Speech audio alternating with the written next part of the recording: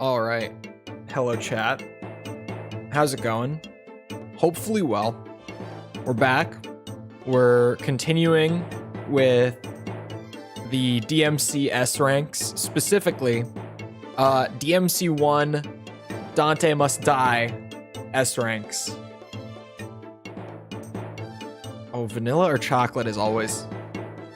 This one always gets people riled up. People feel strongly about these flavors. Hold on. Now I'm doing this. DMC1 Dante Must Die. If you weren't here when we started it the other day, it pretty much, like, it's going well, but there's an issue. Dante Must Die did a little funny thing where they cut the amount of damage that devil trigger attacks deal to bosses to like 33%. And if you were here for previous DMC1 runs, when we did all of normal, all of hard mode, right? When we were doing those S ranks, basically, my go-to for getting through them quickly with as little damage as possible was, like, depending on the boss, you either fly around and zap them with lightning for some, or you drop out of the sky and do the big lava thing for some. You do the devil trigger moves that deal like ridiculous damage, right? Now I can't.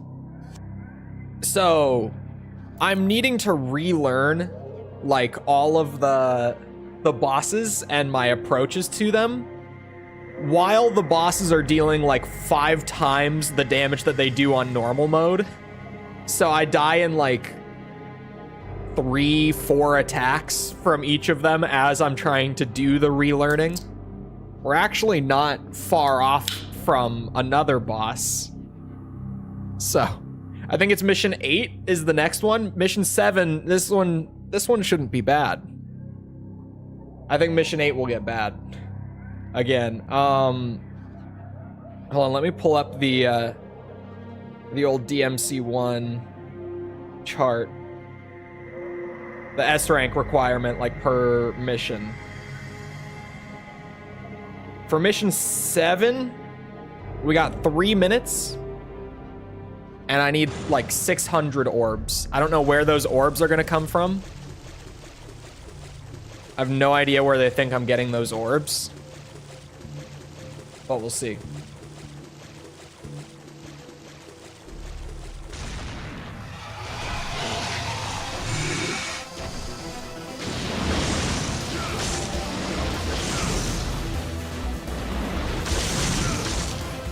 Hello, Phantom. I figured out where it thinks I'm getting those orbs. I think I realize where they believe those orbs are coming from.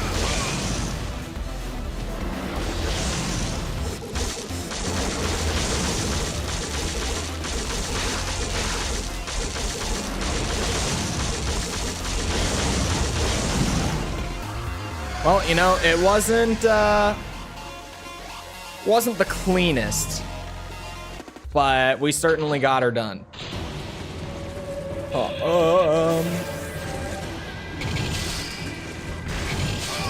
Shit. I don't know how many orbs I got from Phantom. Oh, my camera needs to move, doesn't it?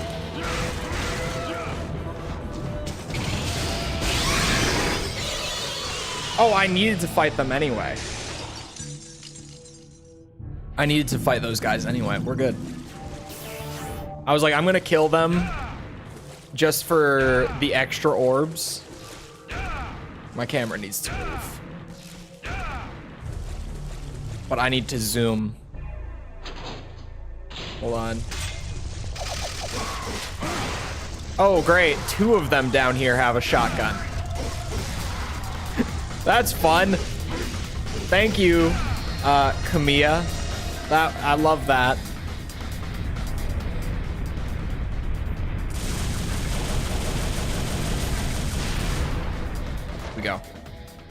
I probably, like, if I don't have enough orbs, those guys aren't gonna make the difference. This should be an S rank, I think. Assuming I got the orbs, which who knows if I did. Oh, yeah, that's good. Bingo. Easy. You see, it's not that bad. Like, damage is crazy, but it's not that bad. I can take a few hits and be fine. As long as the time and orbs are there. The issue has been, up to this point on DMD, the issue has been every time we come up to a boss fight, the bosses are actually killing me. That has been the problem. Okay. Let me fix my camera. Game is in full screen, so it's gonna do this. Right now, we're technically in between missions, so we have the time. It's a beautiful rank sheet, isn't it? Beautiful. It needs to be filled out more. Just don't die. Yeah, that's the easy part. Just don't die. Right? So easy. Yeah, this is Phantom. Phantom 2. I don't know how many yellow orbs I've got. Tass suggested Sparta earlier. Does Sparta deal more damage? It doesn't to my knowledge. But maybe my knowledge is bad.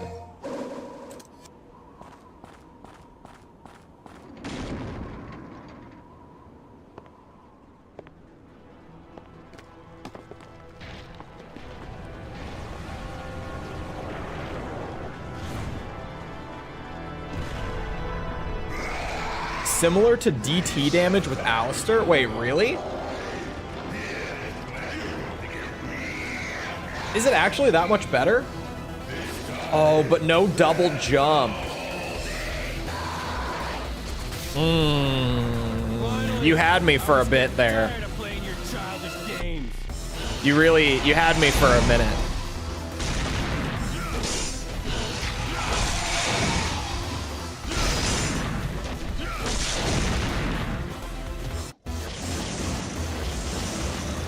Fine.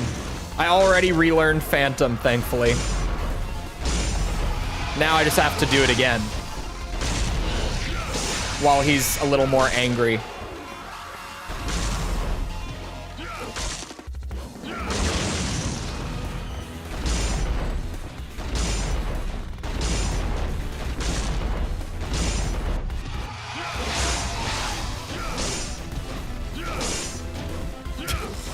I love that you can loop the air hike off of him.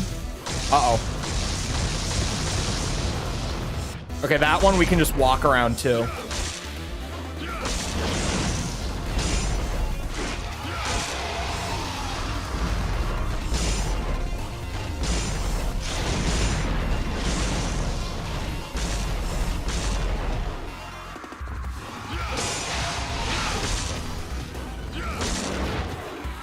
I haven't taken damage so far, have I?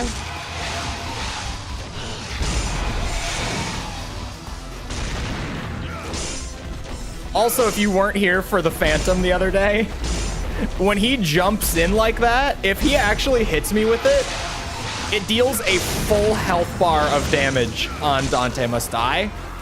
So with me having maxed out health, just one of those jump-ins will actually take about half of my total health pool away. It is brutal how much damage that shit deals.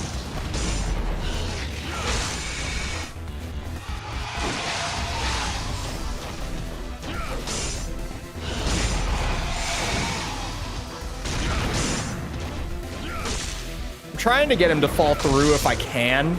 But I'm aware that is a thing.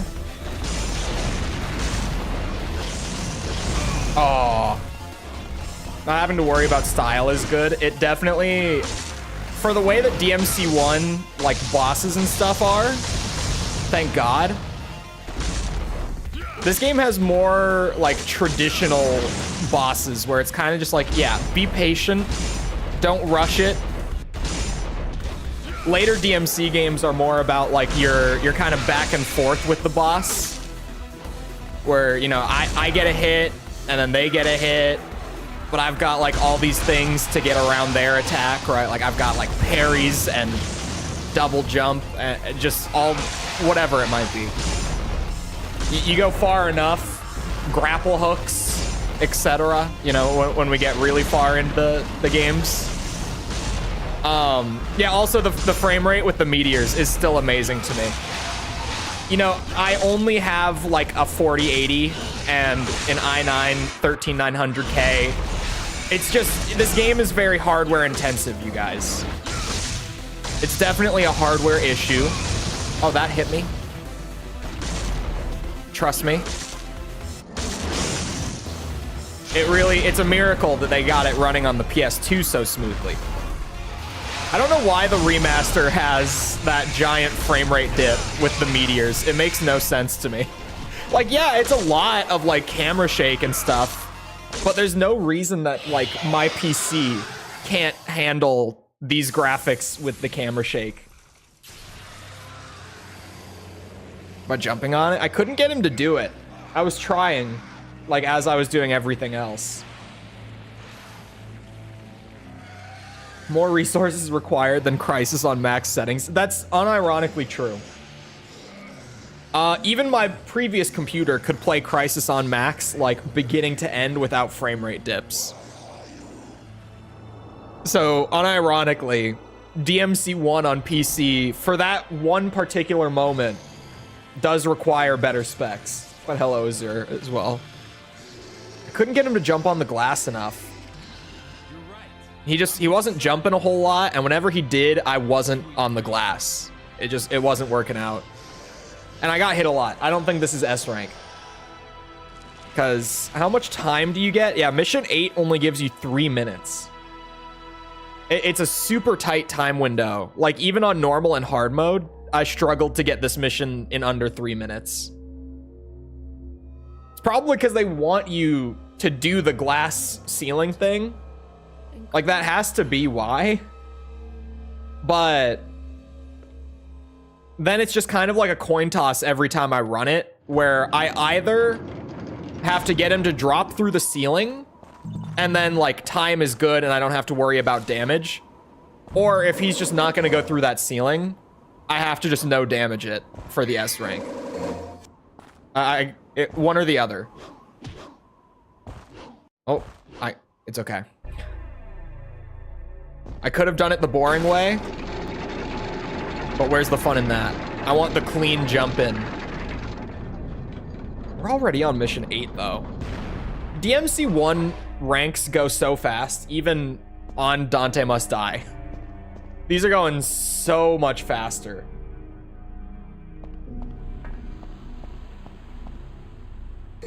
You can start with 800 updates a second and end up with 15 frames per sec, or yeah, frames per second. Is it Skyrim? Are we talking about Skyrim? The notorious, what did people used to call it? Rim lag, I think people called it. Because Skyrim has this thing, it's still in the re-releases if I'm not mistaken, because it's just like an engine backend mistake, like massive oversight on Bethesda's part. I didn't get enough orbs either. Okay. But if you don't know the thing with Skyrim, if you've never heard of the notorious rim lag, it was a bug where, oh, Fallout 3 and New Vegas had it as well. Now that you mention it, it's just, you know, Skyrim is like the big Bethesda game, so everyone always talks about it with Skyrim.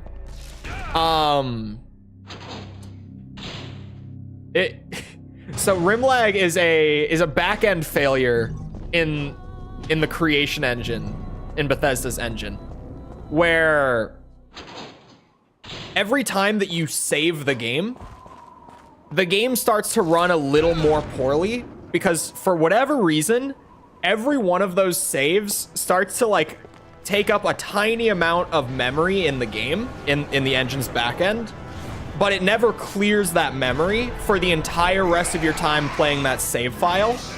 So save files are really tiny, like kilobytes, right? Which is why you could play Skyrim for like 50 hours and never notice it, even on like what nowadays would be like a low-end system, like in 2024 standards. But you start to play one save file for like 1,000 hours, and you're gonna start to notice that your entire save file is running way worse. Your game just doesn't run the way it used to. Oh, come on, man. Oh my God. That was just unnecessary. Can we jump? I didn't think that was gonna hit me because it went up. That's what I get for assuming. Okay. I'm being a little dumb. Can you jump? I would like it if you jumped. Multiple successive Bethesda games. Well, of course, they don't fix things. Well, come on now. That takes a lot of time and energy, and I mean, is it really worth it? Like, these things, you know, they're fine. We can leave them. But at the same time, I think that Bethesda knows that part of their charm is the bugs. So to a certain extent, they are kind of just cool with it. Although Starfield was as buggy as you would expect, I guess. Not as you'd expect, actually. Starfield was definitely the least buggy Bethesda game on launch. It still had bugs. It was still, it wasn't like a bug-free game by any means. But that was the least buggy Bethesda release I think I've ever played. Like, in terms of just vanilla day one experience, I think that's the least bugs I've ever seen in a Bethesda game. So maybe they're starting to turn it around. And we actually, like, now we know that Microsoft was really betting big on Starfield prior to its release. So they had, like, all of their QA workers from all of their game studios doing, like, bug testing and stuff on Starfield for a while there. They were really, really trying to make sure. And then hilariously, like, people's problems with Starfield ended up being everything but the bugs. Hello, Smitty. Like, Starfield didn't land super well. Understatement of the year. And it wasn't because it was buggy. It was a whole lot of other shit. But the bugs were fine. They've used the same engine since Morrowind. I think it's their fucking spaghetti code. I think their engine is fine. Because modders do a great job using Creation. And Creation 2. I love that they are still working on a revision of it. But it's like, you know, every Call of Duty game is still running on the Quake 3 engine. If you didn't know, now you know. Literally every single COD game, from the original to MW3 that came out last year, they all run on id Tech 3. I'm not joking.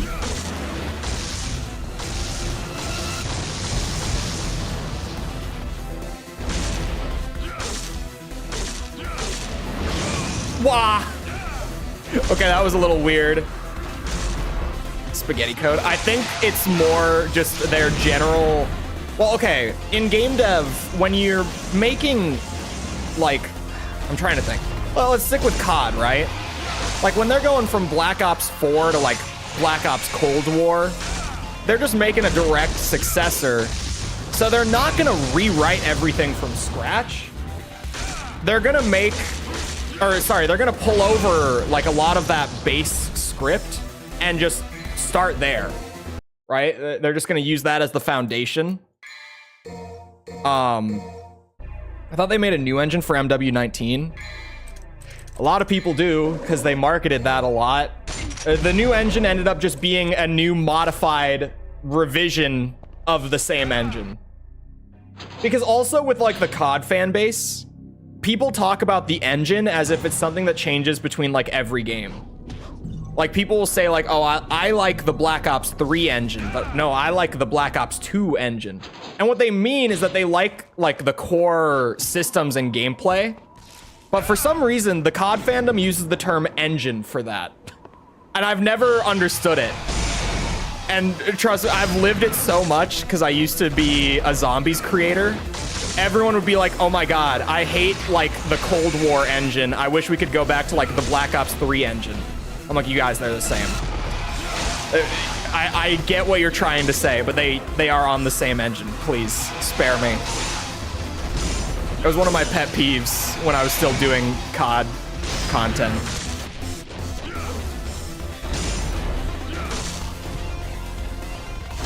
I got 2 jumps. Is it 3 to break the glass? Classic rule of 3. Oh my God, I got sniped. Yes. It's not 3. How many times? Oh. 4. Oh my God, he's not gonna go on the glass. I'm so pissed. He jumped again. Oh, we're going. Got it. Still hate how Cold War Zombies plays. I actually really liked it as a zombies like purist playing since Black Ops 2. I was like, what game did I start with again for zombies? Playing zombies since Black Ops 2. I really like Cold War. I think the progression was better. I think the mobility was better. But like, the guns still felt a little off. I feel like that was my big thing with Cold War. But that was like the game in general. It wasn't like a zombies thing. It will destroy your game permanently. I've heard about this. I don't know the specifics, but I've heard people talk about it before. Why vanilla losing? Because people have no taste. People think that vanilla means like, oh, bland, like has no flavor. No, no, no, no, no. You know, vanilla, a proper vanilla is like a vanilla bean kind of flavor, where it actually has like that strong vanilla taste. Some ice cream places do just have vanilla that's literally just like, this is ice cream with nothing in it. Maybe a drop of vanilla extract in like the whole batch, but like it doesn't really taste like anything. That stuff is just like it's not offensive. It's just ice cream, but it's not great. But like vanilla, when you can taste the vanilla, so good. It's so, for me, it's so much better than chocolate.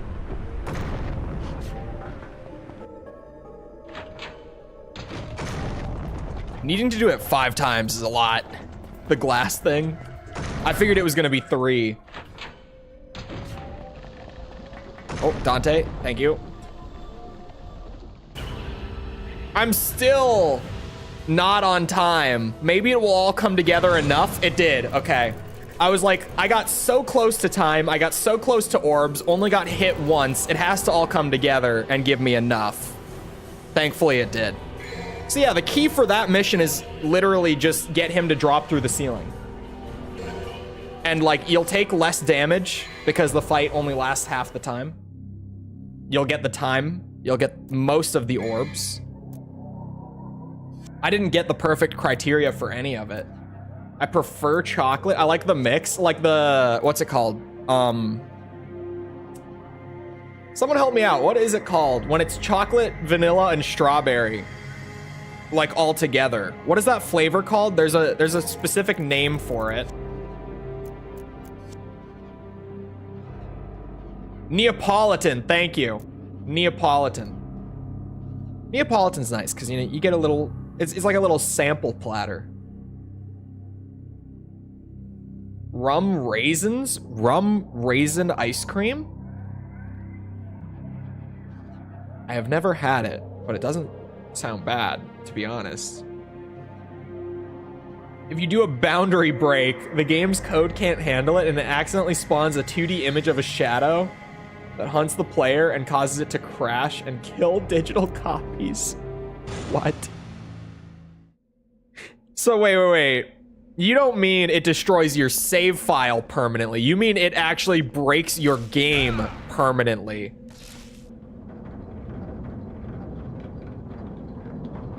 Is it like a, okay, that sounds like it's some kind of cheeky, like, anti-piracy measure where they have, like, a shadow hunt the player down and then, like, destroy their copy when it catches them. But for some reason, doing the boundary break, like, triggers the same thing, and that's the unintended part. That's what it sounds like to me. That would be my guess. All right, boys, play nice. God knows I won't, but please do, for my sake. Oh, they have a timer. These guys in Devil Trigger does not sound fun. Let's just...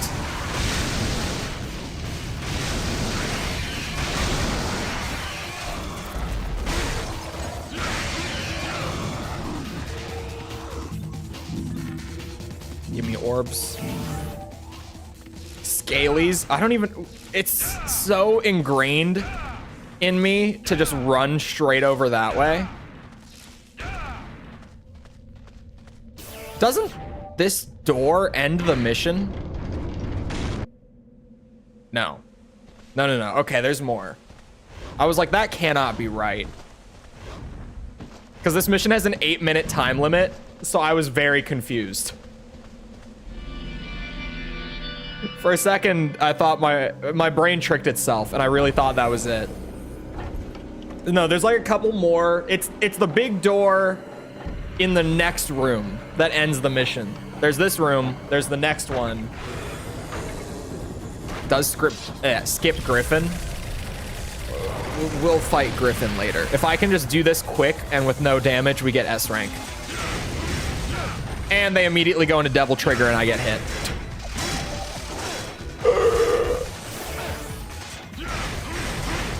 Why are you all... Okay, they instantly Devil Trigger on DMD. Good to know. Good to know. Capcom was having some fun with this one. What the fuck? Why? That door in the top right, that one is the mission end. Who decided that that room was instant DT? Whose clever idea was that? Because, Jesus, man. Why would you do that to me? I just gotta remember, like, every time that something like that comes up, the obstacles in DMC 1 are nowhere near as bad as the obstacles in, like, DMC 2 or 3. Like, whenever I encounter a problem in this game, it's like, oh, okay, that's a problem, and then the next attempt, like, we get past it. It's not like DMC 2 or 3. We move so quickly through DMC 1 every time. I just gotta keep my cool. Not lose my focus.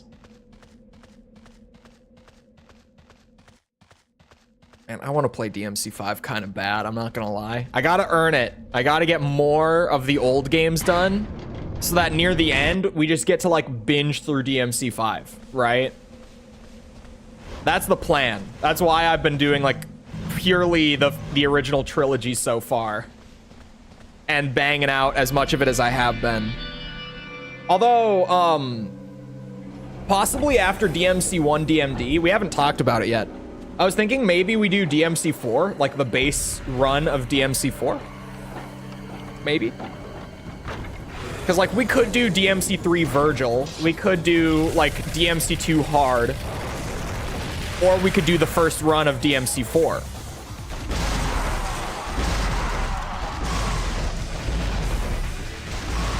Okay, why are you guys not in DT this time? What's the deal? Not that I'm necessarily complaining, but like, what happened? What changed here? Oh my god, he flew so far back.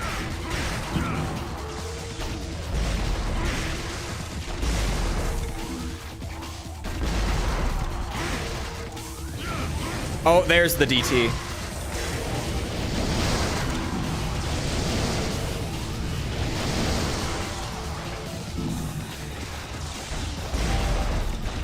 This is what the grenade launcher's for. Sometimes all you need is a grenade launcher. You could always play Bayonetta. Bayonetta is not necessarily my action game. I think it's fine, but I think like of the big three, it's like DMC is the top dog, reigns supreme. And then like Metal Gear Rising I would put behind it. And then Bayonetta. But Bayonetta never like inspired me to play to get better at the game. MGR and DMC did. Bayonetta just didn't. I don't really know why. Like I can't explain why.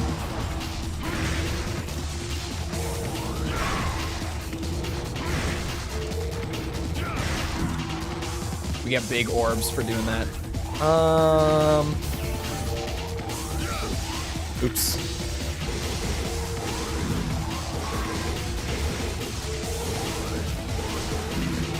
New plan. I like this plan. Are there more of you? Jesus Christmas.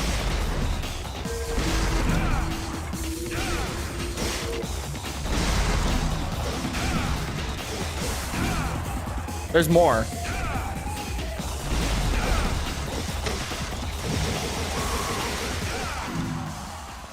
That should be a good amount of orbs.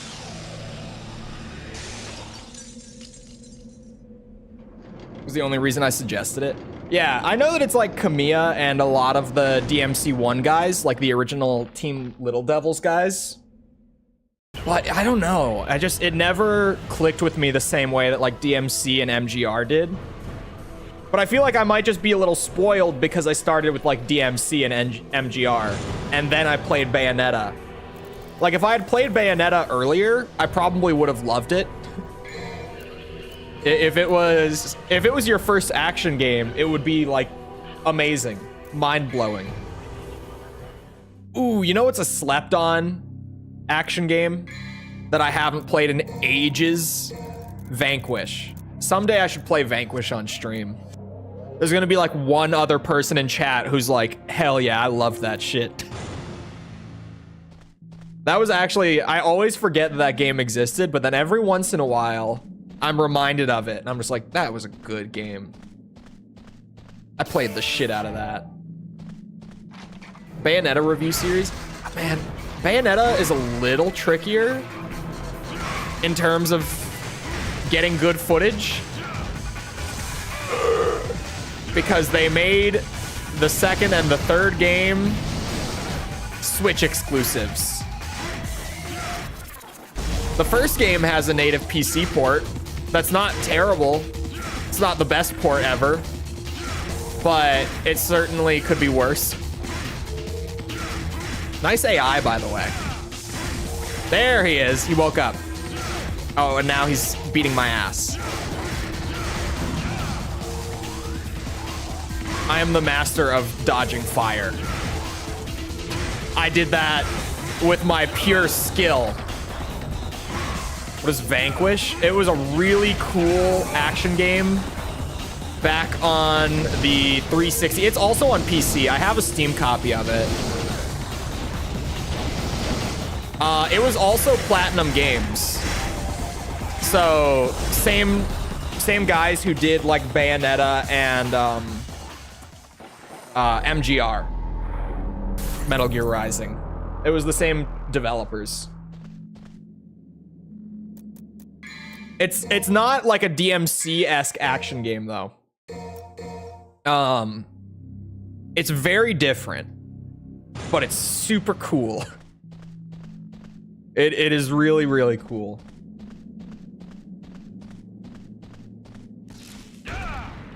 Is Bayonetta not on my list for review series? Because now that you bring it up, I don't know that it is.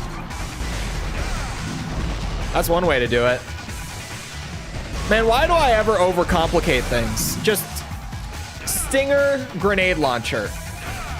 Sometimes that's all you could ever need. Check this out.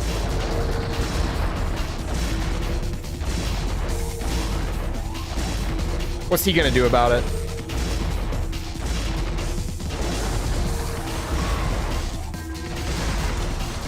What's he gonna do about it?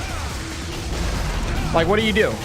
Dude starts grenade rolling all around you, canceling the cooldown on the weapon, just spamming projectiles. What do you do? Nothing. You die.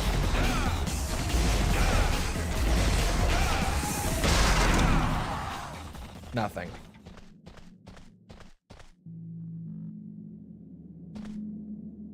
Going this way. What's next? I think it's blades, right? I don't remember the order. Yeah, I think it's fetishes, blades, shadows. Or sorry.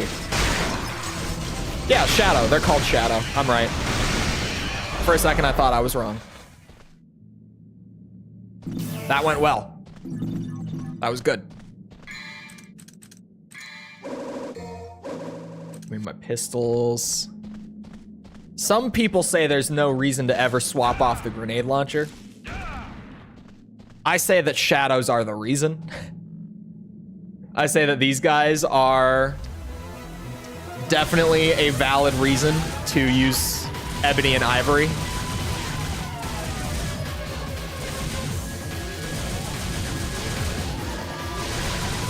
Buddy just did not want to come out of the ground.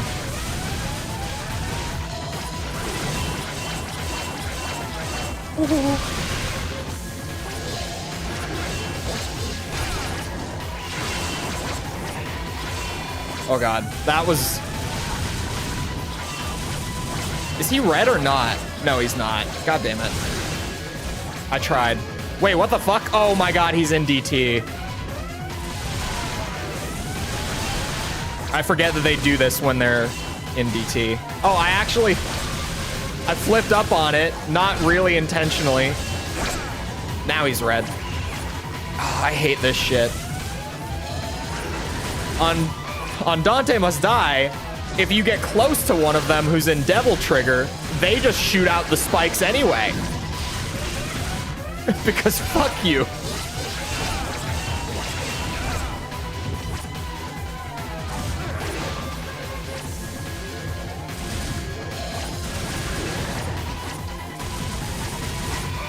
Oh my god.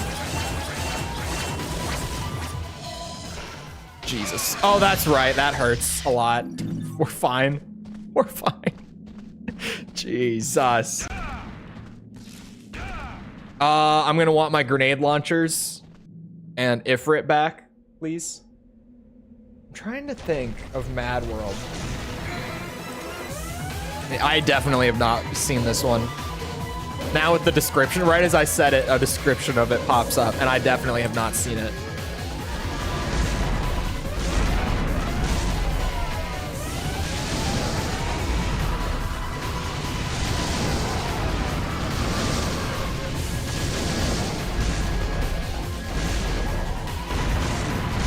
Holy tanks.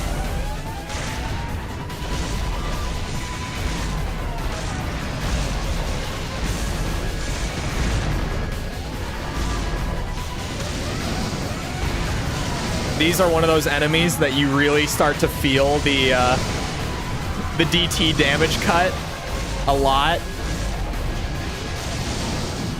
There we go. We're good.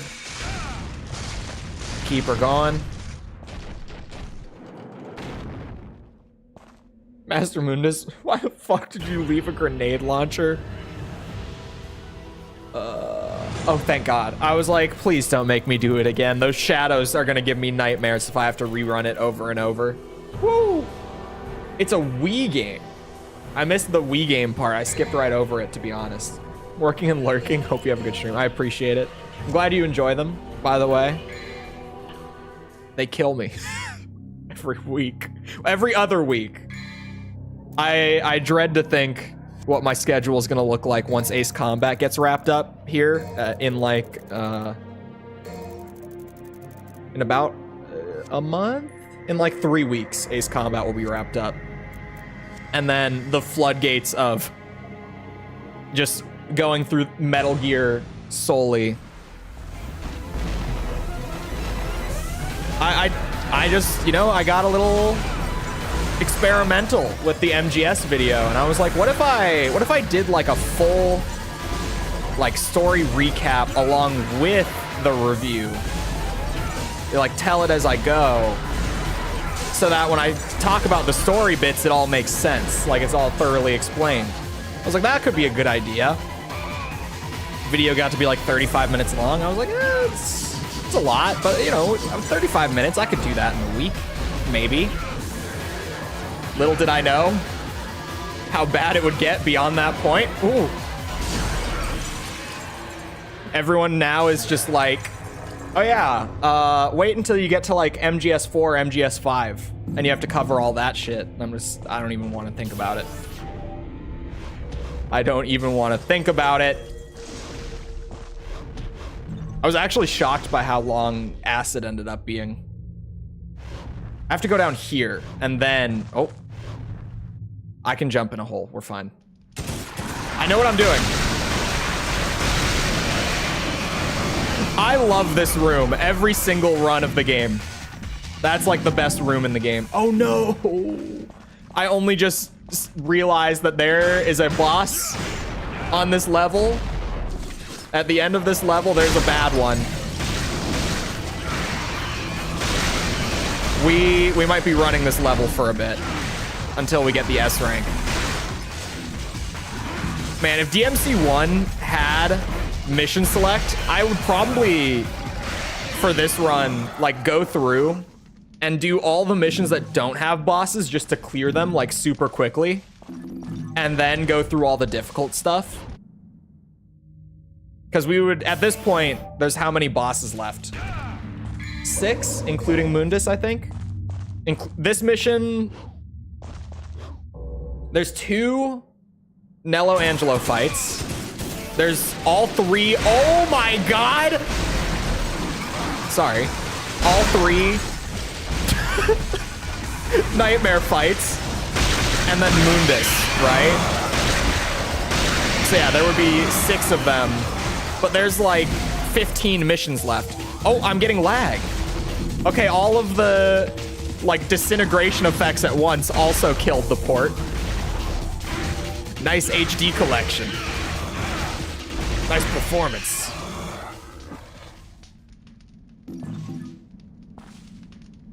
It's 3. We already did 1. Am I forgetting one? No, there's 3 of them in total, but we already did 1 of them. Pick up another game to slip in between.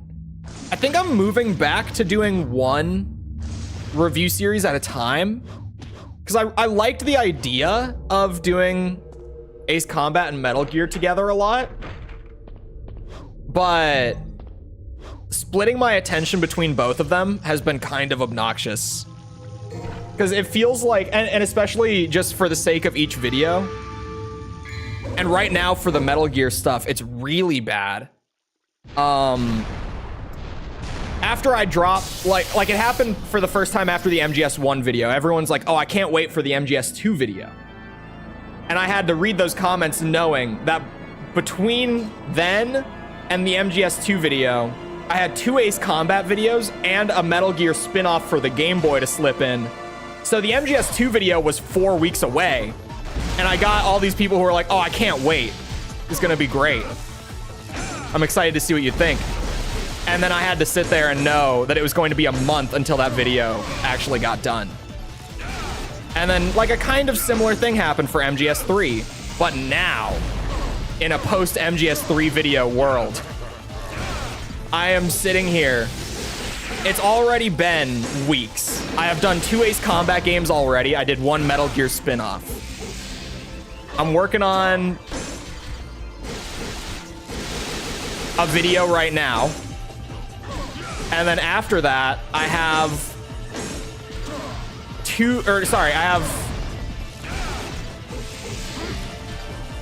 okay. Act like you don't know what I'm working on, because you shouldn't know. Right? Wink wonk. No one should know.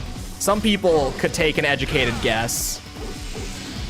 But No, I haven't officially said what video I'm working on right now. So right now I'm working on something.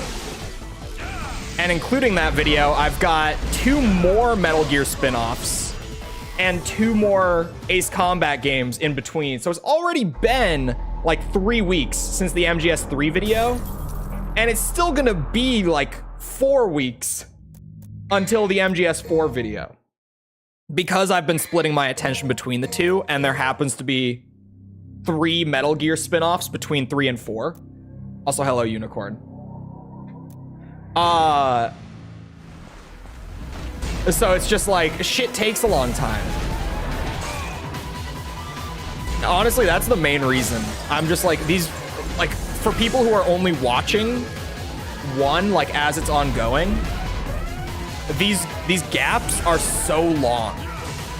Like, ridiculously long.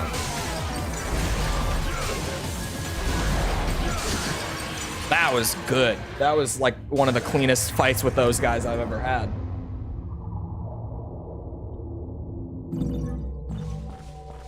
Love to wear your face on my torso. Maybe, I don't know. Merch is kind of a weird one for me. I feel like there's, like, I don't want to just have, like, my name and my face on, like, a t-shirt, right? I feel like that's kind of shitty. Like who wants to buy that? And I feel like the better way to do it is to, like, turn a running bit into, like, a merch thing. Like, but then, I don't know. I don't even know what we could do. I had a buddy when I was doing the Armored Core series still, like, while that was ongoing. One of my friends from high school was like, dude, you could do, like, AC Rebel merch, because in every video of mine, since in Master of Arena, I mentioned AC Rebel, because that was where it was born. If you've watched the series, or if you've heard me talk about Rebel on stream, then you know.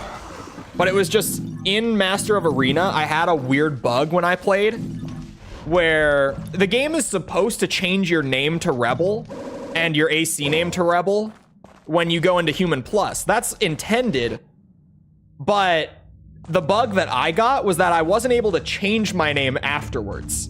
Like, my name got locked as Rebel no matter how many times I tried to change it to something else. So then for the rest of the review series, because of that bug, I stuck with it. And, like, when I was playing the games on stream, I stuck with it. And he was like, you could do, like, just make an official, like, this is what AC Rebel looks like, and do a merch line of it. And that was probably, like, the best idea that I've had suggested to me. But even then, I didn't end up doing it, obviously. I don't know. I feel like it's so hard to, like, find something that's merch worthy. If I had been on top of it, like, 2 years ago, people who have really been around, when we played Red Dead 2 on stream, when we did the 100% of it, still one of my greatest stream series ever, by the way. Just so good. Sorry. We had Kevin, the misgendered horse, with the lore being, and not lore, just natural occurrence on stream, was like, I got my first horse in the game. I asked chat what to name it. Someone recommended Kevin. And one of my friends in high school had a dog named Kevin, so I thought that it was actually really funny, like, for a pet name. So I went with it. And then a few minutes later, I like pet the horse to calm it down when there's something on the road that made it freak out. And Arthur goes, "You're all right, girl." I realized it was a female horse, and I didn't look when I was purchasing the horse. I ended up naming the female horse Kevin. So it just, like, Kevin became a meme from that point on. The entire rest of the game, I never replaced my horse. Like, we had the same horse the entire time. That was Kevin. That was my horse. Shit.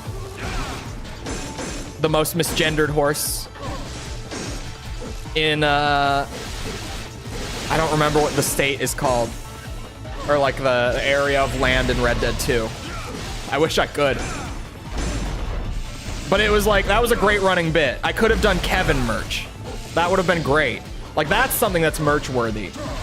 A running bit like that just runs for like damn near 50 streams, where every single stream I'm sitting there yelling Kevin at the top of my lungs because my horse did something stupid.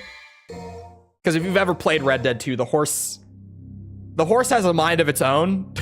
So there are moments where your horse just kind of wants to like run directly into like a rock at full speed and send you flying, or step off of a cliff instead of like rotating without moving forward.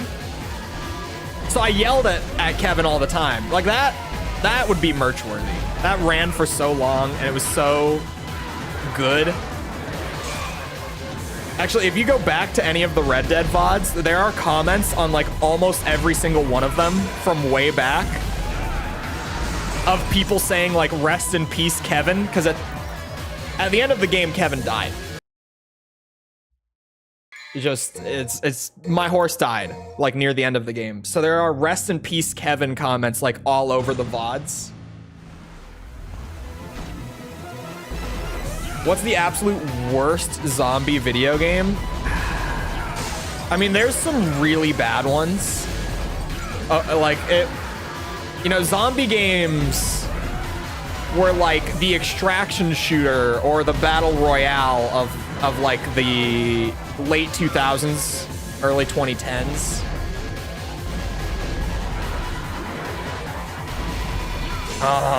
The worst that I have played is probably Zombies on a Plane, which is a game that I own, for the record. I purchased it with money. It was a responsible decision.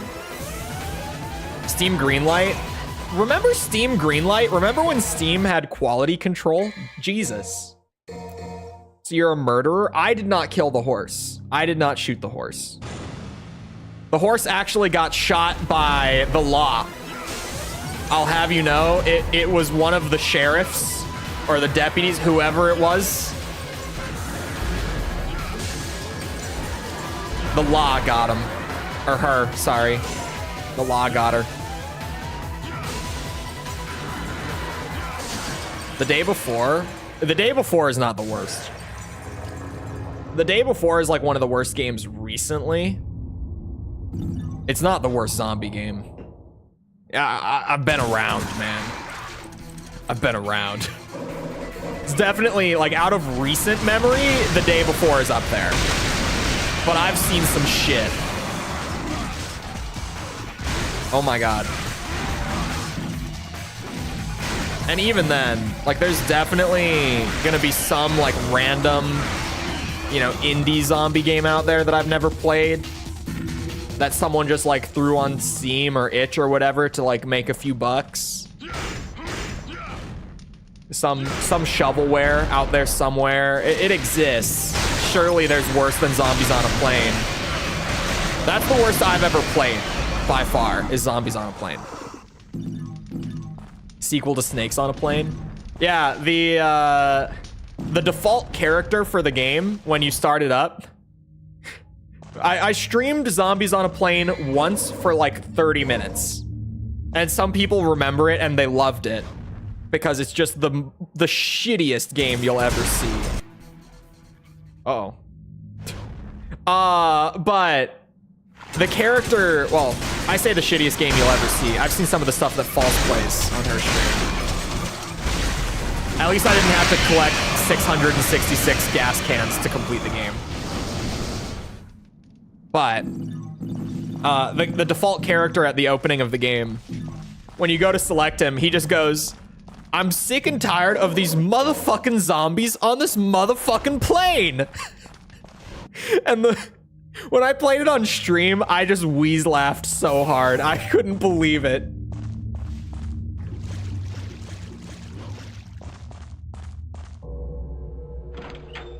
Oh yeah, there's a Yakuza zombie game that I'm incredibly curious about because everyone says that it's bad. And I also just am like, that is so not the franchise to do a zombie spin-off for, right? Like, of all the gaming franchises, Yakuza for a zombie spin-off? Weren't there 2 of them, or was there only 1? I think someone told me that they made 2.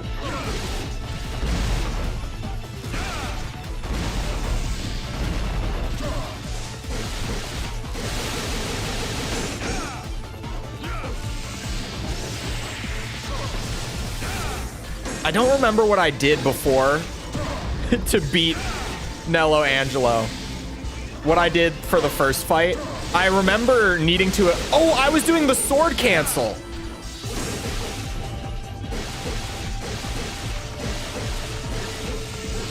Yeah, I forgot that I actually just learned the sword animation cancel the other day. To do this. Because I can keep him stun locked for way longer doing this. As long as I keep my timing. Which the timing is really tight. Shit.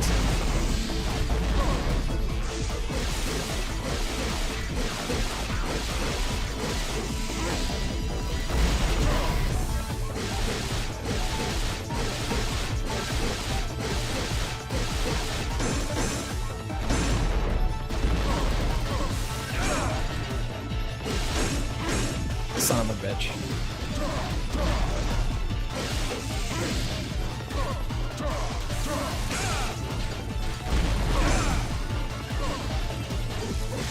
Whoa.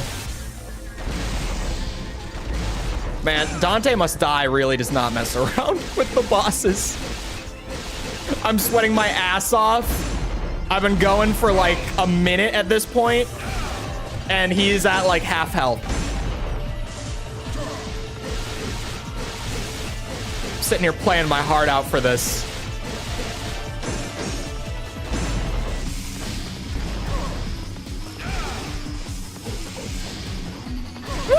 Fuck.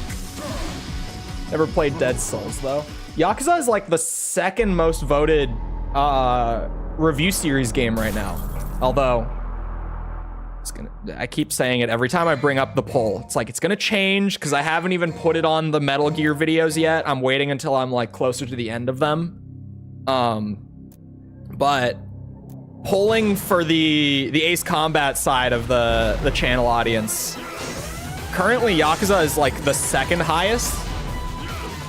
And some people have been like, oh yeah, those games are really good. But playing them all like back to back to back for like months on end might break you. So now I'm curious, like I've taken it as a challenge almost.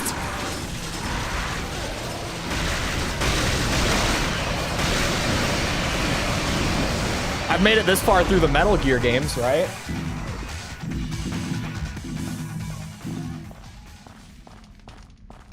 I think Cole is jealous he didn't play 666 Gas Can Sim first. Let me also mention that while she was playing it, by the time that she was even like a third of the way into collecting all of them, the enemy AI broke and she never got attacked again. Like, never. Just like, before she was even a third of the way done. The enemy AI just completely shit the bed or like got stuck somewhere or something. And False never got attacked for like the majority of her time collecting those gas cans. There was no like danger or enemy. She was just wandering around in the dark. And just collecting gas cans. With no threat. It knew who was boss. You know, that... It just broke, False. You didn't intimidate it into staying away. It just broke. I think it probably more likely got stuck somewhere than like it broke.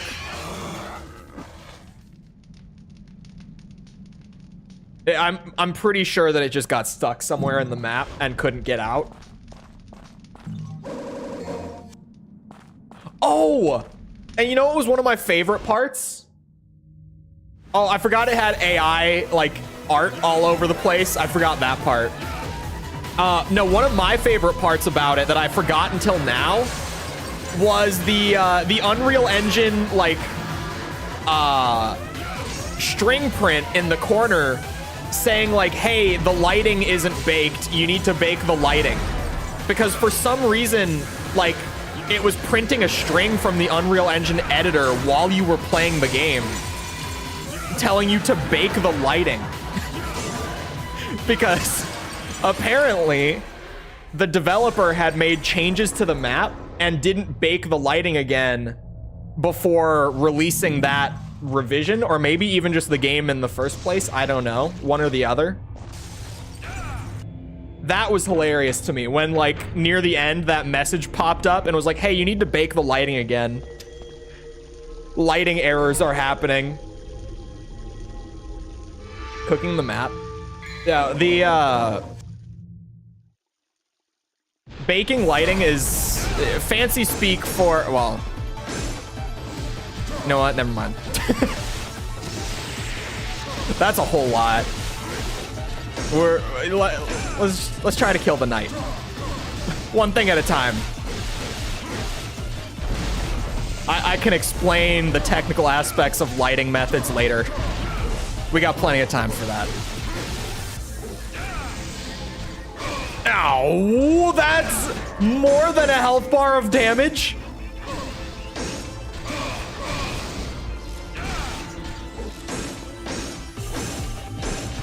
That's right. Oh my god, I messed up the animation cancel. It's weirdly specific. It's not super hard to do like one or two of them, but looping it over and over gets tricky. Well, now I got time. She had to smash the crystals. No, this is a different game. These are two different games. That one was not as shit. 100%ing a Yakuza game includes hundreds of hours of minigames, including go-karts, cabaret, club management. This sounds amazing, though. Like, everyone is like, oh my god, it's such a grind, and you have to do all this cool stuff, like go-karting and, like, club management sims, and, hold on, what else? Gambling. Bro, this sounds like my shit. I liked Lunacy. I know. That was the day that I was like, it's just not even. I can't fix her. He's in DT. Why? Oh no, fuck this shit. No. Nope. No. I'll go back. Apparently, Devil Trigger is just on. Lunacy wasn't bad. False. I sat through the entire thing. I saw it. Don't even. I saw it. If someone had submitted that as a final project when I was in school, they would have failed. They would have had to retake the course.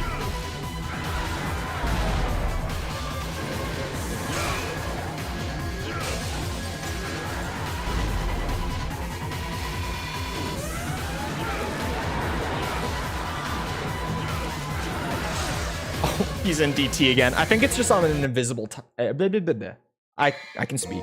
On an invisible timer.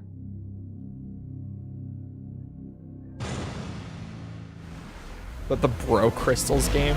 No, the Bro Crystals game wasn't like...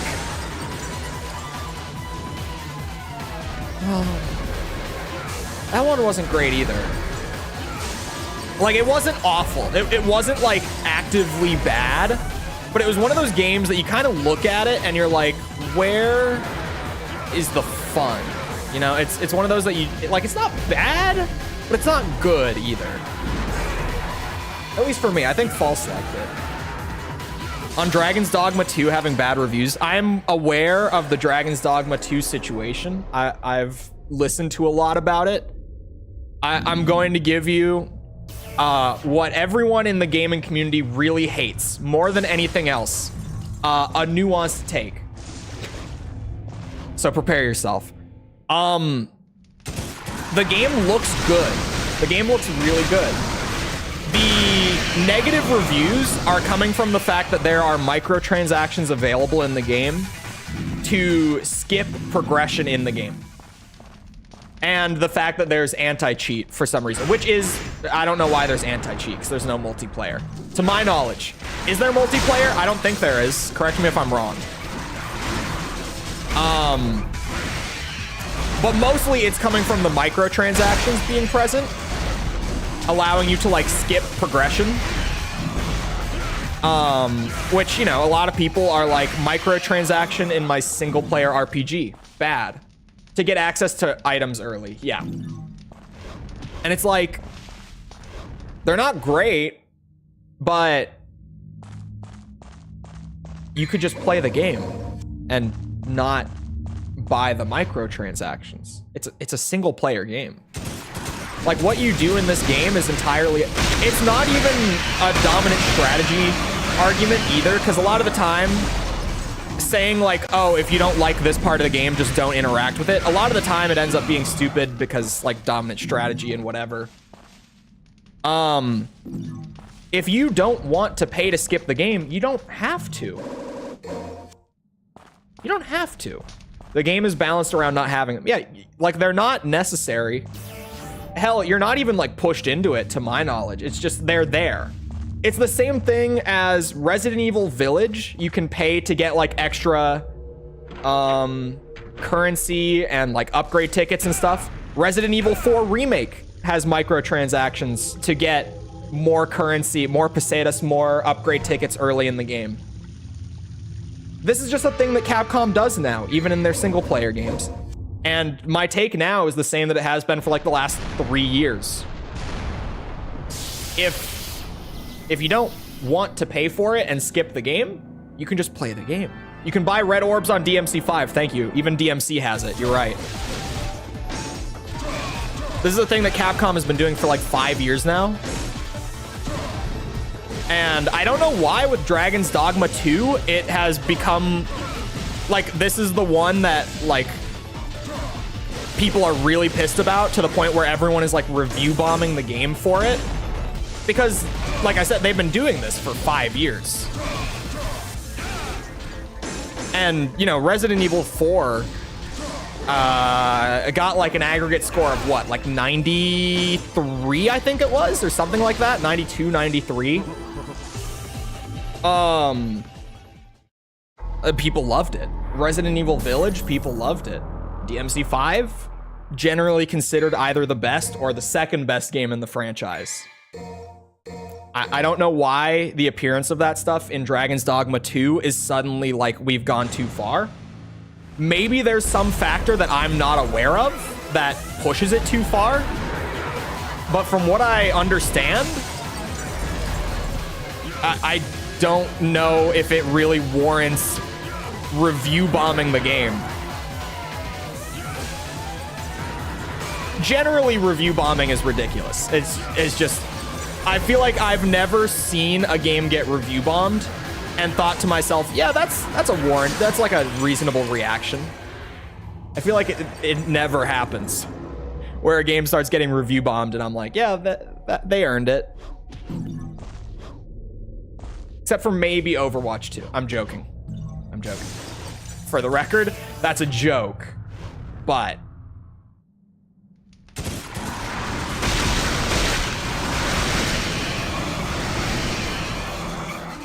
they microtransaction fast travel? Did they?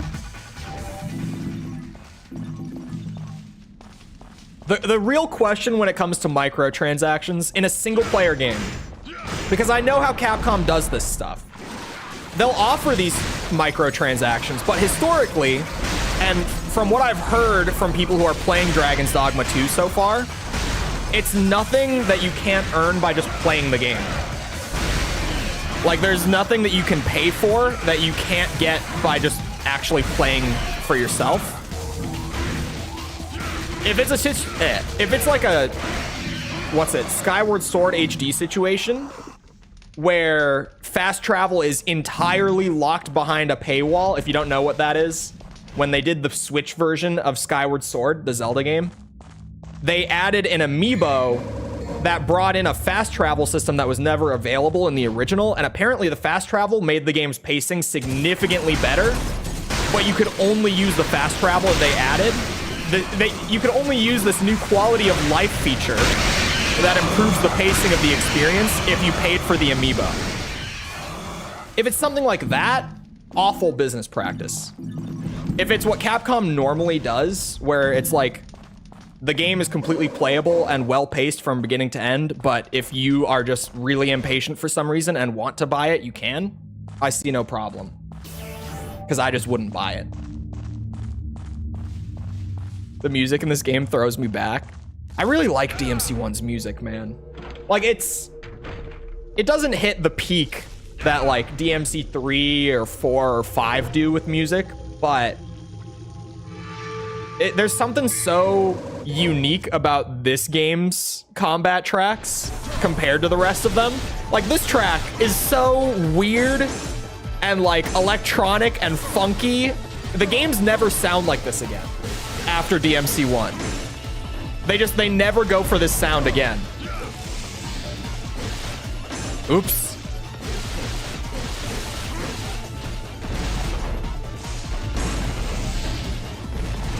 Whoa.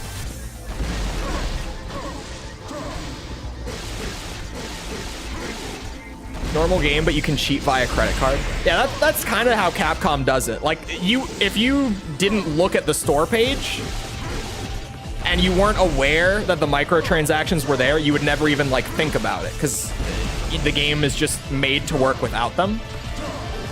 Oh, fuck me. Sorry, False asked about why am I not using the revives? Normally you would use the revives, but using one of them during a mission absolutely tanks your rank. Like, dying in a mission and needing to get revived will drop your rank by a ton. So if I die while I'm running it, it's not worth the continue because I'm not going to get the S rank.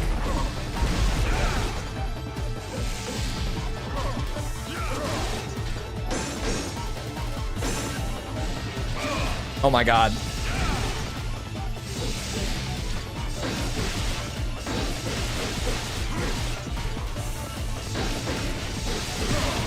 Ooh, ow.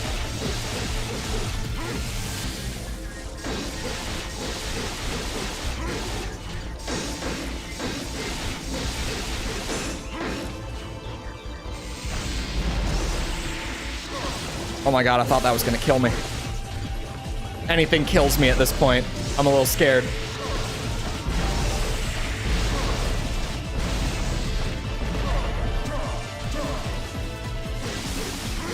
Shit.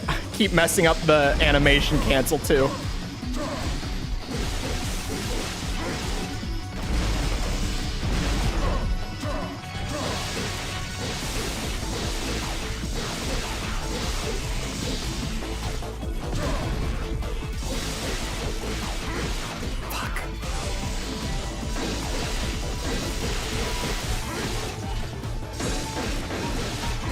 Oh my god.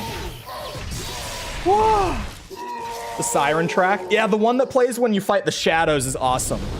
With like the crazy siren going on in the back. It's good. I hope you're enjoying working on the Acid 2 video, and it definitely isn't a pain in the ass. I don't know what you're talking about. I have no idea what you're referring to.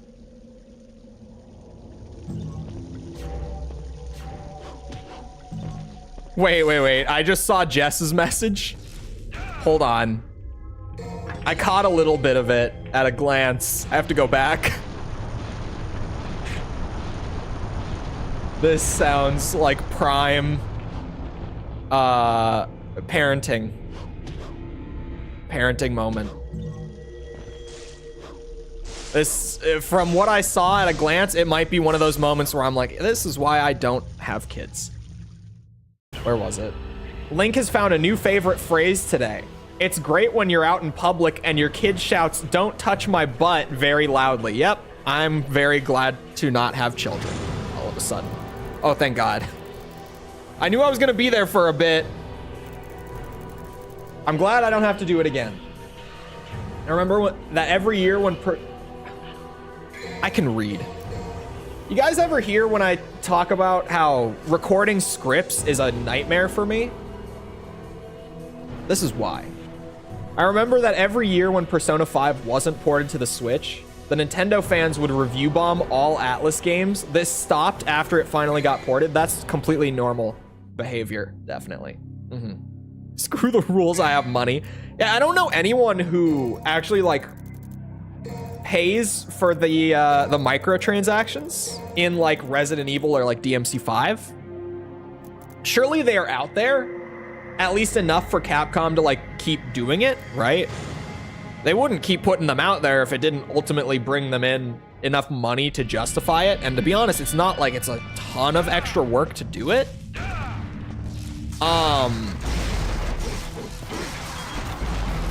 But it's definitely, I don't know.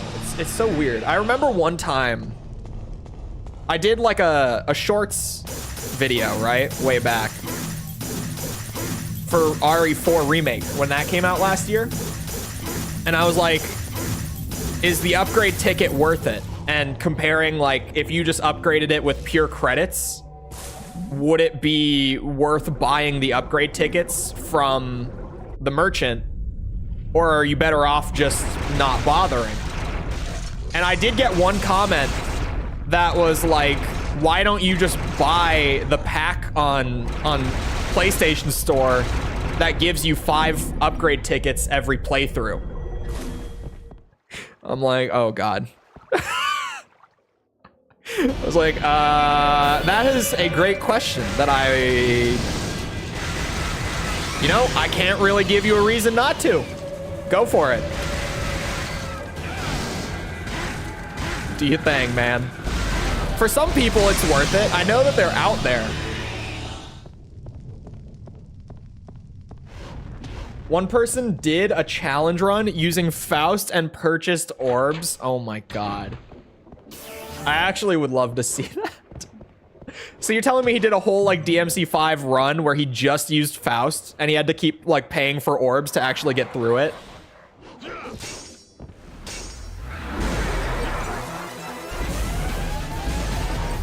I mean, if you're doing it for content, he probably, you know, knowingly ran the risk reward and was like, yeah, I'm gonna spend less on orbs than I will make from the video, so this is fine.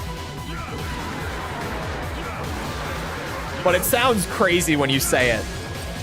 Faust challenge run and just paying for the orbs after like every few missions because you run out. And he's in DT.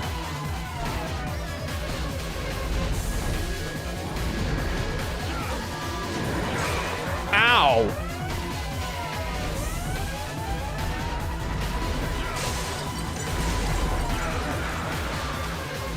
Can we? Did that? No. Okay, there we go. He's dead. He's dead. Oh my God, I have to fight Griffin. This mission might take a bit. I only just realized we have to fight Griffin.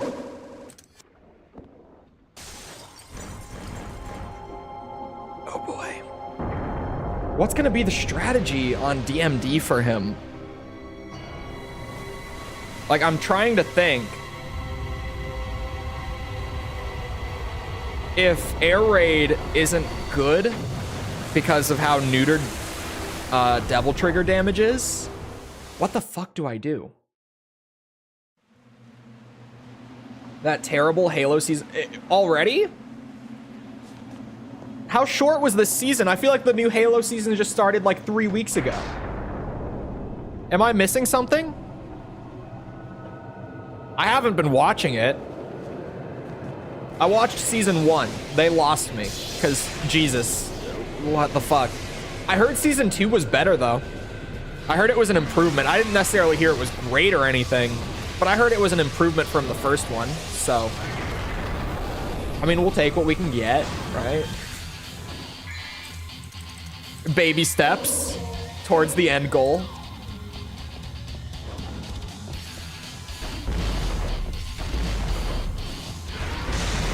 I paid my way through Devil May Cry. Oh, that's a great title.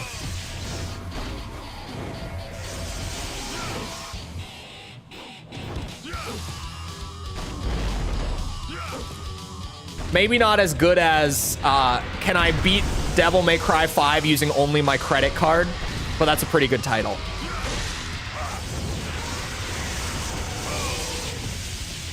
If it was my video, I probably would have named it something like that. Because, you know, it's like the Can I Beat Devil May Cry only using guns or whatever that people do for challenge runs? Can I beat it only using my credit card? That's a beautiful title, right? Come on. Come on.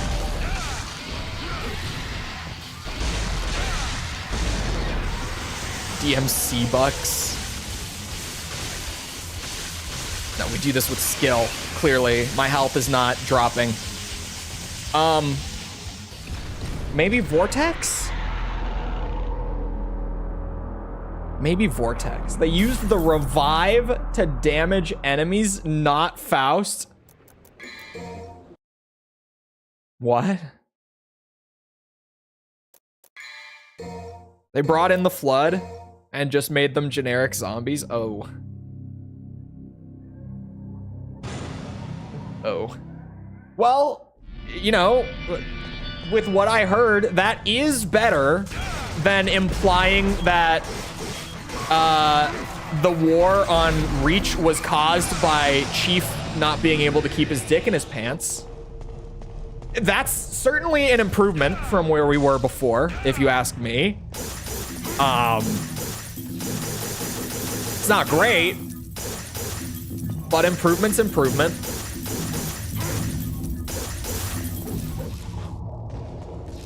False. Did I explain that to you about the thing with Chief having sex? That the issue wasn't, because now you've played Reach. The issue wasn't just Chief having sex. That wasn't the real problem. It wasn't even having Cortana watch. That wasn't even the problem. The problem was that the implication was that Chief having sex with that woman actually caused the Covenant to discover Planet Reach and subsequently go there and kill everyone on the planet.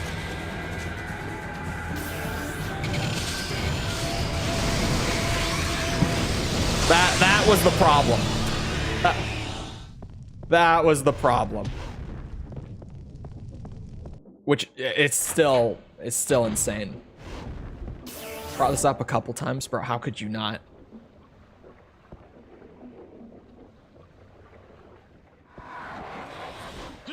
He pillow talked to this woman who ended up being a Covenant spy and just happened to give away info about Reach, and then she relayed it, and that led to the entire invasion that wiped the planet out. That was the problem with Chief having sex. And plus, he doesn't need to have sex because we all know that his suit... I'm sorry. I won't do it. I won't do it. I want to, but I won't.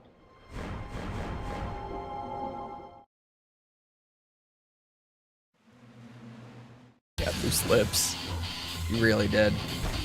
It was something. Stay virgin, save the world. What's the term I'm looking for? What is the term? Oh my god. Well, there's a word. Abstinence. Abstinence, everyone.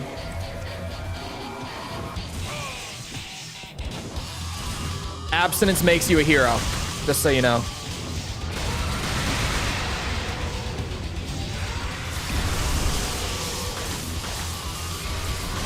Abstinence saves lives, everyone.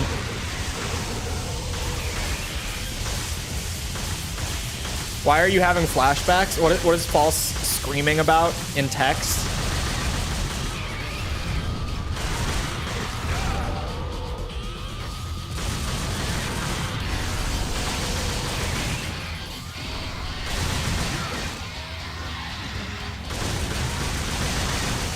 The first Halo stream? What? When I brought that up? Oh, the suit. Oh, Chief's suit. Did I tell you that it's canonically confirmed that it actually does? Because I recently found this out. It's genuinely canon that it does. I'm not lying either. Like, it would sound like I'm lying. It would sound like I'm making this up because funny. I'm not. It's genuinely canon.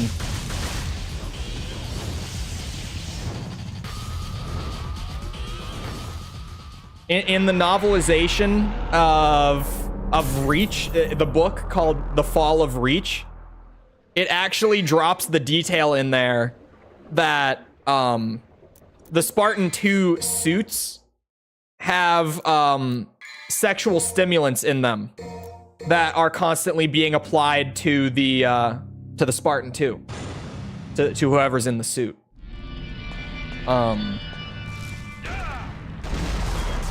So Chief's power comes from edging, apparently. As do all the other Spartan 2s, I guess.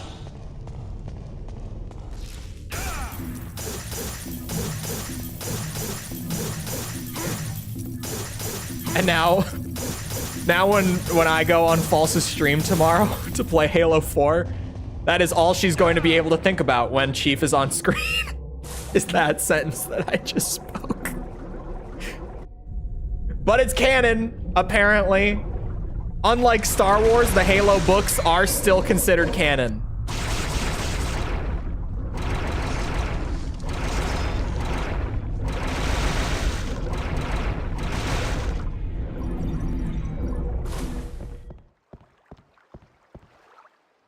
Should install an eye tracker? Me? I don't think I should.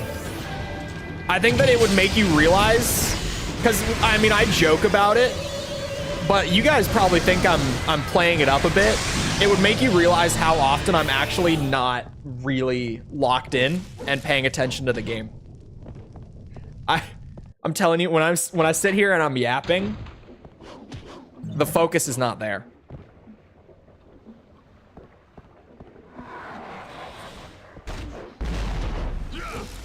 Out my brain. I can't believe you deleted those clips. Those were like, the fact that one of them was in like the top 5 most viewed on your channel, and that when you rated someone, it played the one that cut me off and put me completely out of context. That cut had to be intentional. I don't know who clipped it, but that cut had to be intentional.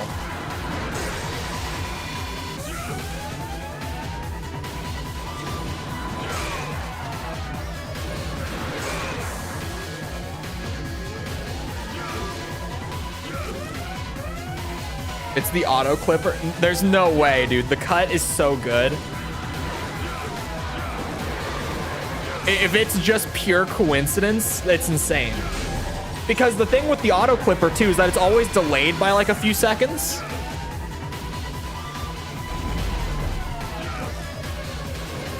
So there's zero chance of doing that intentionally.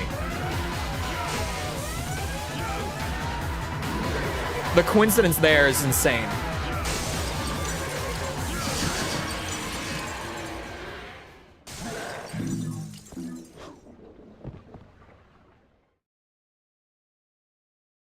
What did they say in chat? Yeah, I look at chat too much, and even when I'm looking at the screen, sometimes if I am not like if my brain goes on autopilot, I'm like staring off at some random corner of the screen.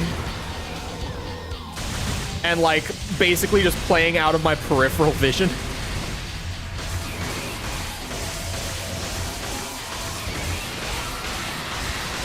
Ow. Ow. That hurts a lot.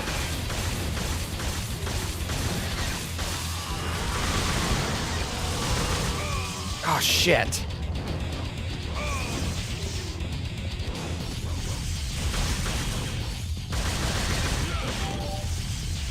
Oh, I'm dead. Keep looking cheaper and cheaper. every time a new one comes out. The budgets are not going down. The time constraints are getting a lot tighter though. So what you're seeing isn't the production value going down, it's the production timeline getting shorter, meaning that they can only invest so much time into like every given shot. I've said it before about like Disney and Marvel with how like the effects just kind of across the board, it's not everything, because like Andor looked amazing. Andor's effects were spectacular. Like Disney hires genuinely the most talented people in the industry. Like they really do. But the circumstances that these people are working under makes it really hard for things to come together the right way. It's the same thing that I say with like Call of Duty. It's the exact same. Like the people that actually get hired to work on Call of Duty, they are some of the most experienced in the industry. They have some of the best portfolios, some of the best work in the industry. But do you know what happens when you give your dev team like 2 years from beginning to end to put out an entire product like that? Like a live service product? It doesn't work. It doesn't work. That's not sustainable. Which is why they actually have given Treyarch an extra year for this game. If you're out of the loop with like recent COD stuff, the reason that the cycle skipped a Treyarch game is because Sledgehammer's MW3 was just gonna be a it was just gonna be a DLC for MW2, and that's really all it is in actuality, to be honest. But that was intended to just be like a DLC to hold people over for a year because they wanted to expand the development timeline for the next actual premium title, the one that will come out this year. And even then, it will probably come out a lot better because of that extra year. I mean, we're talking, they're going from a 2-year cycle to a 3-year. Like, that's a really big difference in all actuality. Or sorry, no, they were on a 3-year. They're going to a 4-year for this one. Still, big difference having that extra year in there. But for a game of that scale, that's kind of meant to like be your only game that you play for the entire year. Still gonna be kind of hard to pull that off, but we'll see. We'll see how it comes out. It'll definitely, in my opinion, my sage-like prediction, as always, I make the best predictions. Everyone knows it. Everyone's been talking about it. It'll definitely come out feeling a lot more polished and a lot more like complete than COD games in recent memory have because of that extra year. God. Bro, that hurts a lot.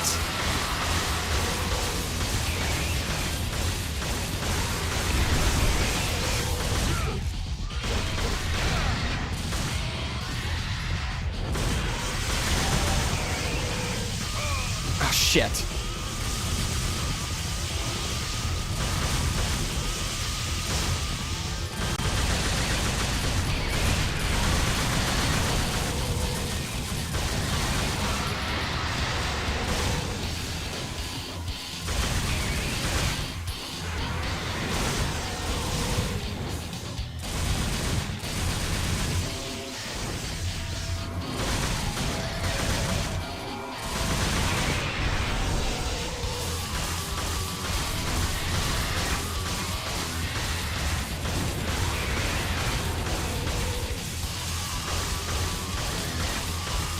Sweating my ass off to not get hit right now.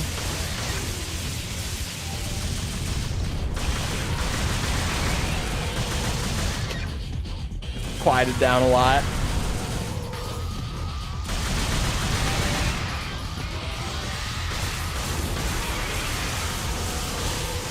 Shit, I got way too close. I don't have time to react if I'm that close. That was a mistake. How much is the no swearing? Was it? Definitely not 30. That's true. I think it was 200. Hold on, is my mic hot? No, my mic is fine. My mic has been turning itself up randomly, like just every few times that my computer turns on, like after I shut it down for the night, my mic volume goes from like, I think I leave it at like 25% generally, and it will just randomly jump to like, I think like 40%, which thank God I have a limiter on OBS, but like you hear way more like background noise and shit that you're not supposed to when it gets boosted like that.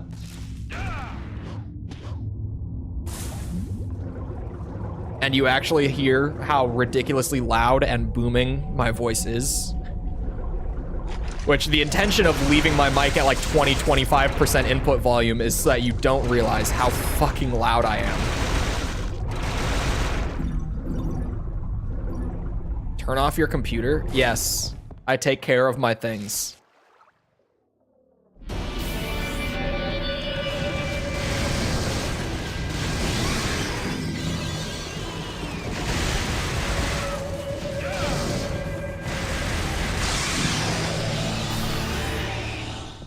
He said he does every day. Tell him what you do. I know what he does. I know.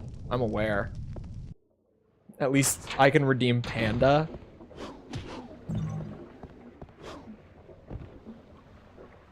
I'm also aware that he blue screened the other day, and it was like the least shocking thing I've ever heard in my life.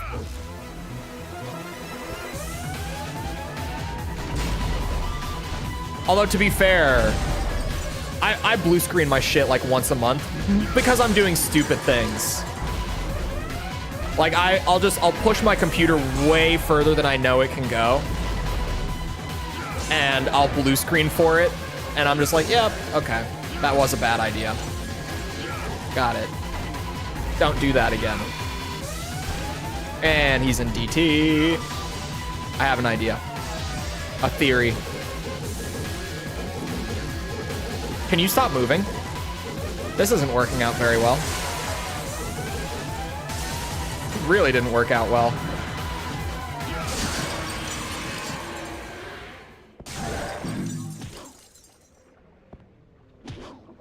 Turn off my laptop more than my PC. You should be turning off both. There's like this weird like neckbeard thing out there that's like, actually, if you turn off your computer, it can damage your PC. Because every time that your computer boots up, your CPU spins up a lot, and your memory gets maxed, and it can wear your components faster. You know what wears your components really fast? A lot faster than having them hit like 100% for a few seconds a day, is having them constantly at like 30-40% around the clock. It's like the dumbest thing I've ever heard. That turning off your computer and booting it up once a day is going to wear your parts out and damage it faster.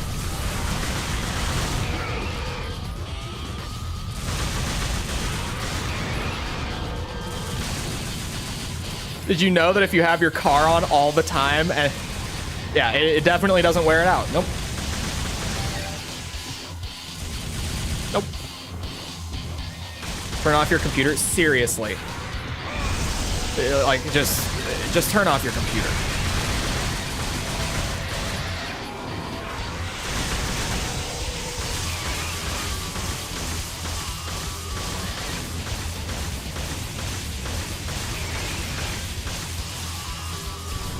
Even he thinks it's real. It's because it's so common. It's such a widespread thing. I don't know where it came from, because you apply even like the slightest logic to it, and it's just like, that doesn't make sense. Like, I can't believe how widespread it is. I had a couple people at our dev studio who, when we were like closing up the office for the day, we had to go around and shut down their computers because they would leave it on when they clocked out and left. So we had to go and turn their shit off, and they would get mad. And it's like, you guys, like, this is company equipment, and you're going to break it. You're going to eat into our budget because you're breaking computers. Like, what are you doing? Like, no, you can't leave your computer on with the engine open 24/7.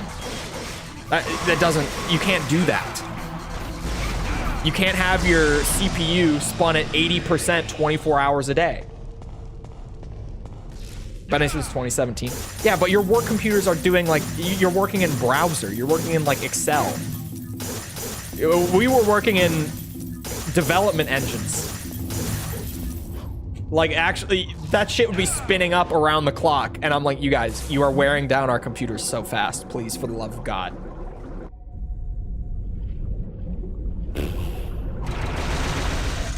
Just talking about it. Like, I can't believe that I actually had to deal with that.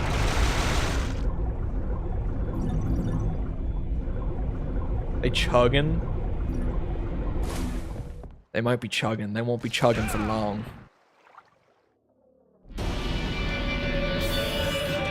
Somebody tested it and debunked that one. What, the, like, spinning up your computer wears it down faster? Wouldn't shock me in the slightest if someone, like, actually ran it and debunked it. It's so I don't know where it came from. I can't imagine where it came from.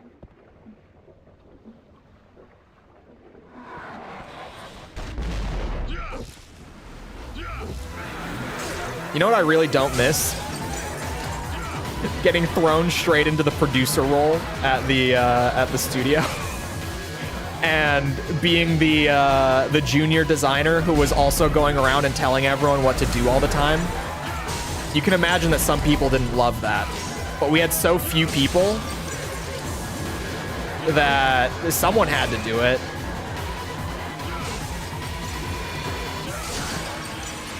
Like everyone had to wear like 2 or 3 hats at that company because we had so few devs.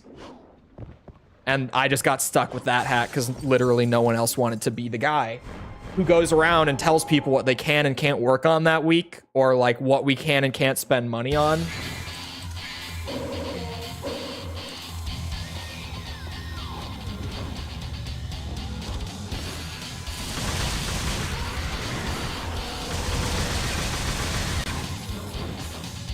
I blew a power supply. That's true.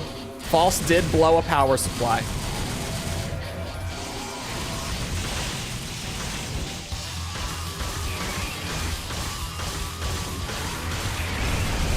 I forget that she did that, but that is actually a true fact. Case in point, this is the person who leaves their computer on. By the way. Ow, ow, ow. I'm in the shitstorm. Come on, Griffin. Oh, maybe not that close.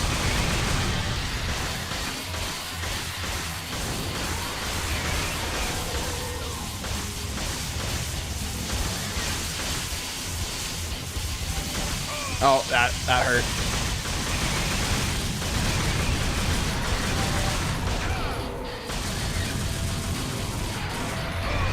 Oh, he did land again.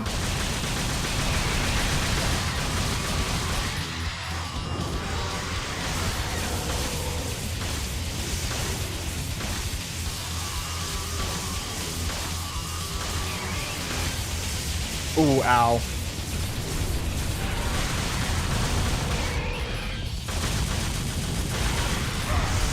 Okay, it feels like he lands here whenever I'm here. I feel like I can probably just get him stuck there. Like, I can keep him there if I just manipulate him a little bit. Please don't kill me.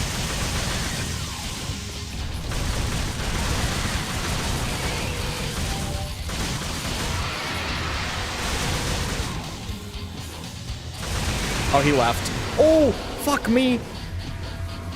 Ow. I'm dead. I'm dead. Gotta feed my Sims addiction. See you around, Jess.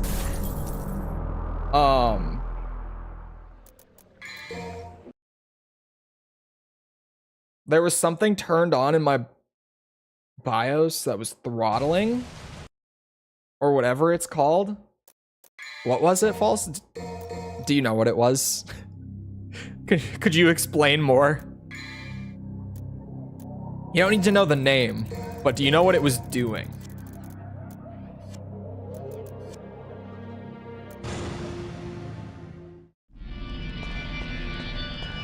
for science.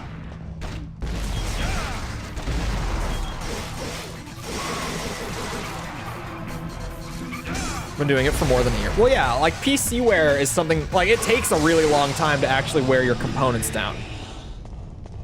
Like I had my last PC for like 5 years. Yeah, 5 years. Like almost exactly. And my components didn't really start to wear at all until like right near the end when I was finally like, okay, I need a new one. And considering how hard I was pushing it for like the last 3 years between like, you know, like video editing takes up a lot. Video editing will chew through components. Running shit like Unity and Unreal on it just recreationally. Playing new games that were not meant to be played on like the components that I had. I was pushing it pretty hard, and it still took like 5 years. Like PC wear just takes a long time. And for people who think the turning it on every day thing will ruin it, I did boot it up pretty much every day for 5 years. Shut it down every day. It was fine. Even considering everything I was doing to it, with that on top of it, it was completely fine.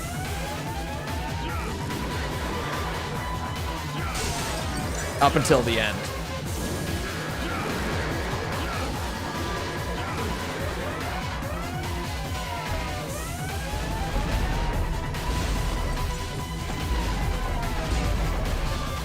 This mission is way worse than I thought it would be. I didn't expect Griffin to be this hard, but it's such a weird fight to try to like not get hit during, because it's kind of just bullet hell shit. And when I can only take a few hits before it's death, it's a little rough. Now we just have to hope that when I do eventually get it, like that's just it. The first time I kill Griffin will be the S rank, surely.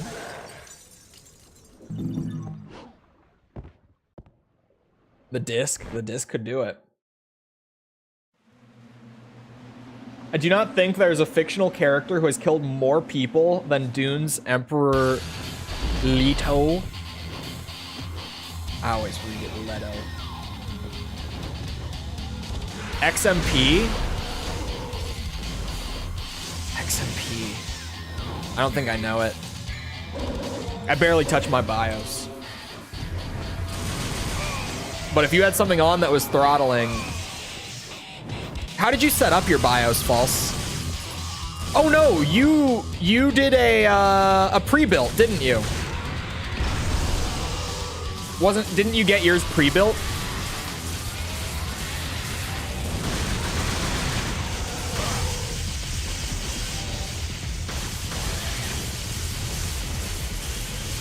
I haven't had any issues with games since.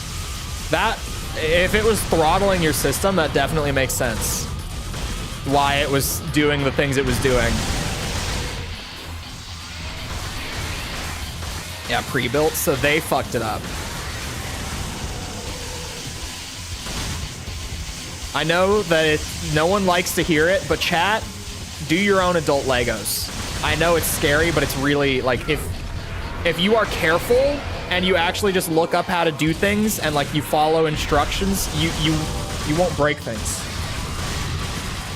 I'm probably about as prone to breaking things as could be, and I've never broken a PC while building it. It seems so much scarier than it is. The only thing that's scary is like the whole like not letting anything touch the back of your motherboard thing. That's probably the scariest part. Oh, I was at the ceiling. I built my PC. Good for you. It's really not that bad. It seems so much scarier than it is. Genuinely. And I feel like everyone's heard that a million times from people who have built their own PCs. Like, it seems so scary, but companies charging to do it charge you hundreds of dollars extra for something that's like 2 hours of work. It's so not worth paying that much for it. And then they might like fuck up your BIOS when they do it. Or they can break things too. It's not unheard of for a company who does pre-builts to just break shit. Or a company that like you pay for all the parts separately, but then you send it to them just to do the build service, like a Micro Center or something. I don't know. They break parts too.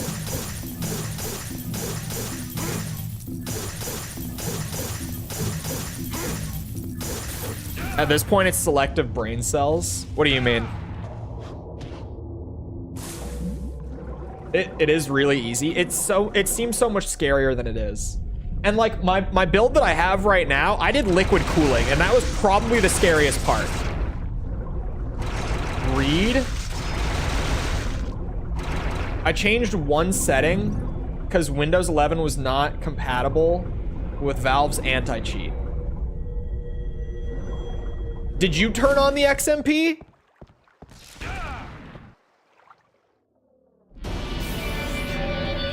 Do you not know what the setting was that you changed?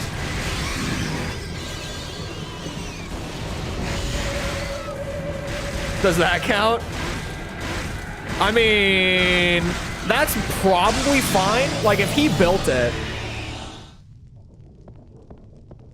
that's probably fine. I said that earlier, way earlier. You didn't say I turned it on. Oh, I changed that one setting. I read it as I changed one setting. I was like, what? Was it that one? Okay, the pre-built didn't do it. Thank God. But I definitely wouldn't put it past them. I've heard horror stories. I actually had a buddy who bought all the parts and then he sent it over to like a local computer shop that did like a build service. And he paid like, I think like $200 or something for them to build it. And they broke his motherboard. They broke it. The pins, they broke it.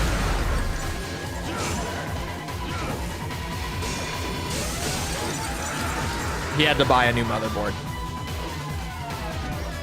And then another buddy of mine went over to his house and just helped him build it. They built it themselves that time.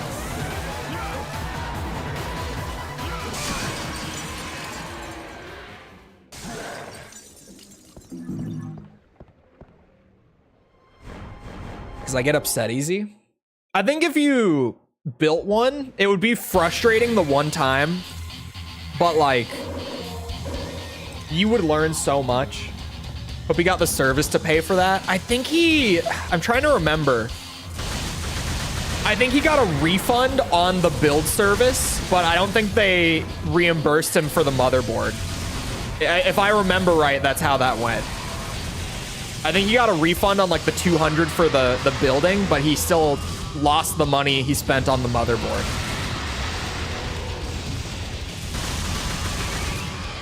I could be misremembering. It was that, or they reimbursed him for the motherboard, but not the build service. I remember he didn't get all of the money back. He didn't get all of the money back. At the very least, I know that much. So it was one or the other that he did get the money back on. And just, ow.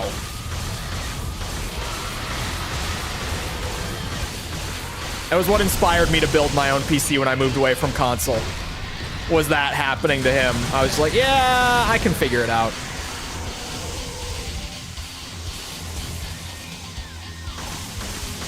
Although installing the liquid cooling for my new CPU was scary as shit. That the new one that I built, that part scared the shit out of me. Because it's like when you screw it in, like when you mount the radiator for the liquid. If you aren't familiar, when you mount the big like brick that the the liquid float, like the coolant flows into to actually cool off. Like there's a tube and then there's the radiator, and the radiator has like a bunch of cooling stuff in it. And so there's a pump with like the tube, right? And it goes in it runs the coolant over your CPU with like a casing between them, but like a thin one so that it cools it off. So you mount that pump on top of the CPU, like directly on it. And then you connect the tube to the radiator that you have to mount somewhere in the case. Mounting the radiator was terrifying because it's one of those things that's like, if the screw doesn't go in the right way, you're gonna pierce the radiator and you're gonna start leaking coolant all over your CPU, or like your whole computer. It's gonna start leaking coolant out. And it's just one of those things where like, if the coolant leaks out, it's gonna hit your motherboard, maybe your GPU, depending on the case, who knows? You're gonna brick something. If it starts leaking coolant and you don't realize it quick enough, you're gonna break something with it. So that scared the shit out. Also, installing the pump directly on the CPU is kind of scary, but surprisingly not as scary as the radiator.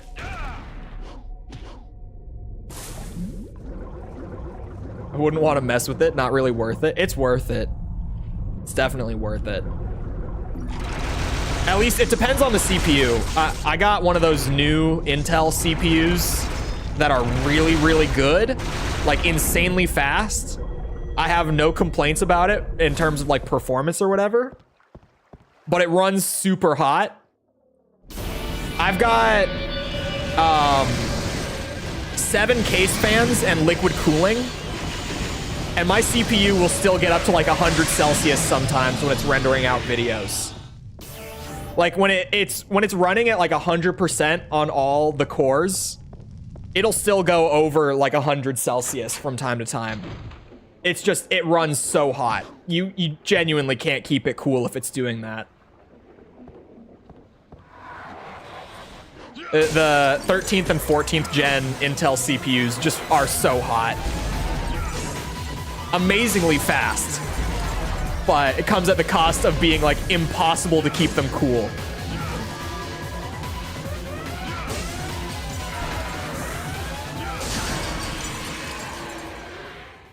I have one tiny case fan and the power supply fan. Oh no. Is it okay? I mean, surely, you said you had your computer for like a year now. Surely it works. I only got so many fans with the liquid cooling because I know from like reviews that the CPU was going to be really hot. So I was just like, okay, I'm gonna need the cooling.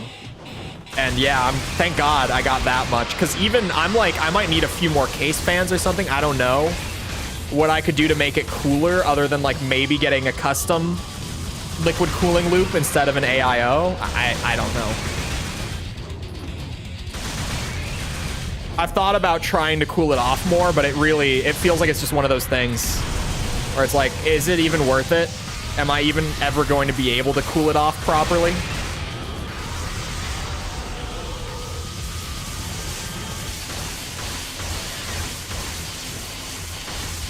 I've mentioned before that I have to turn down my my CPU. I have to underclock my CPU to render out video so that I don't overheat it.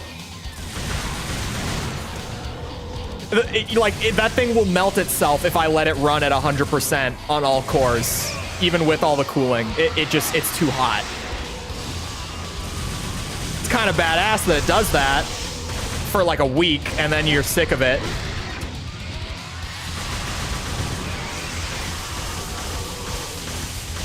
You know, you get like a week of, wow, my hardware is so powerful that I have to limit it to prevent it from melting.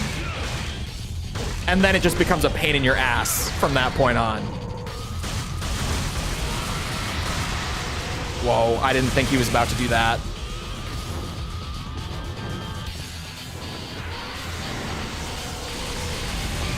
Oh, I'm stupid. That thing hurts a lot. Oh, okay.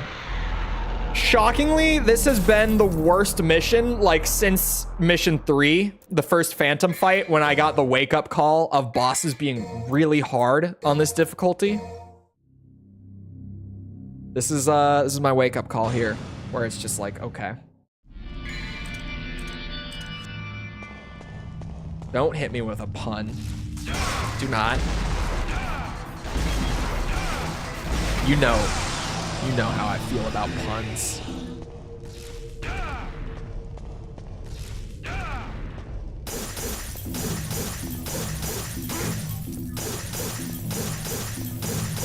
Don't hit me with a pun. Hit me with like a your mom joke, not a pun. Come on. Come on. They're so punny. Awful. Terrible. Did you like the stream? If you didn't, I'm banning you. For that one, that one's ban worthy, but maybe not if you liked the stream at the very least. I could consider sparing you. Liked it 2 hours ago. Okay, you're safe for now.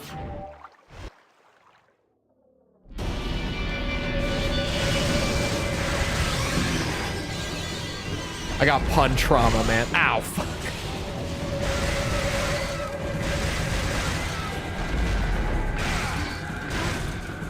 Talked about it before. One of my ex's best friends was like the quirky punny ghoul.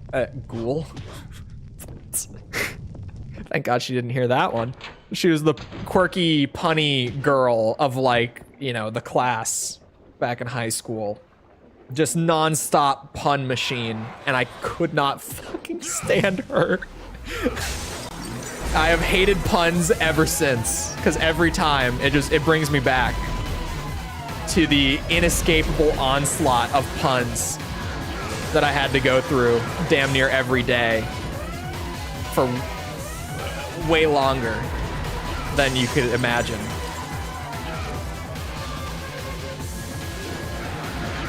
Ow. Holy shit, I flew.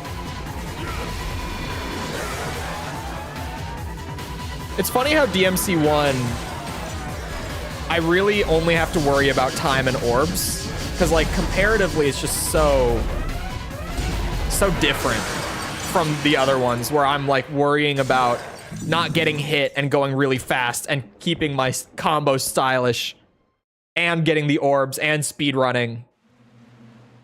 Here, it's just like, go fast, like, just play efficiently in fights, and then get all the orbs as you go, and you're good. But DMD has definitely stepped it up, making it actually hard. Oh my God. This little, like, ghost bird thing, lightning bird.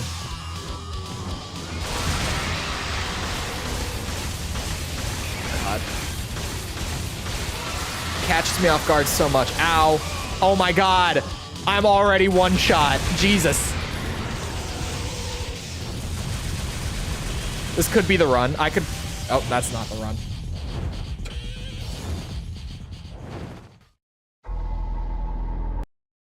Oops. I can't alt-tab.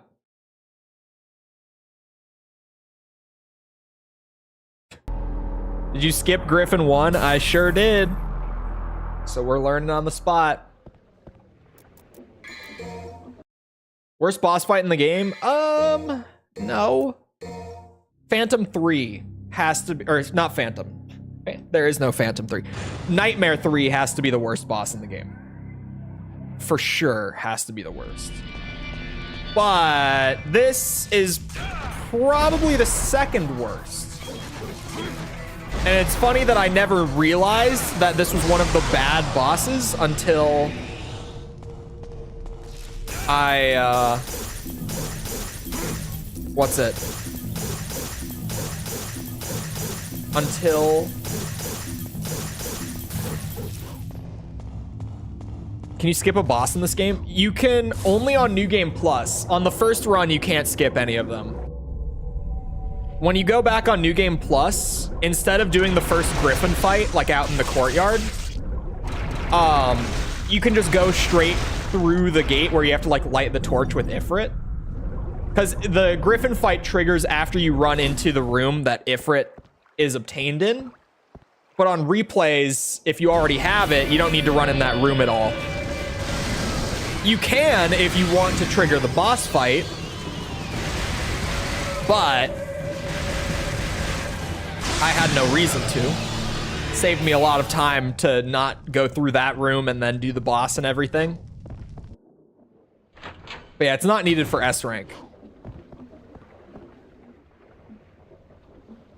You can get plenty of orbs on that mission without Griffin 1. Ow. Son of a bitch. Well, also, hello, Ryden and Daniel.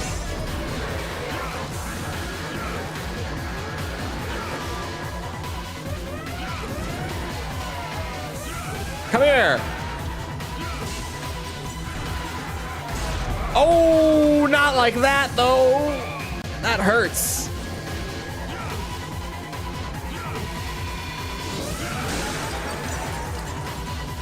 God, I hate this boss. Mini boss. But I hate him.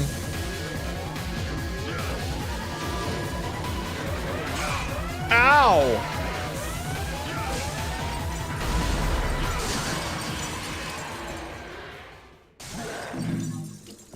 You take Ifrit before the fight?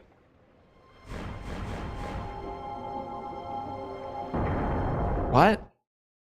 How do you skip it on New Game? Because the fight just triggers when you come back out of that room that has Ifrit in it, right? Unless I'm mistaken. I don't have my pistols. I'm like, why am I not shooting? I'm spamming the button.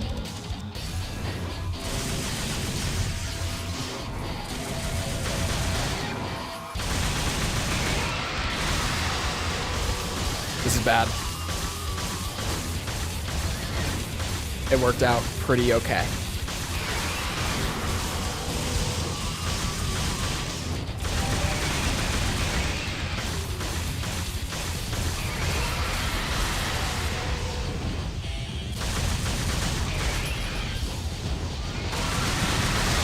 Ow, son of a bitch. Ow, son of a bitch.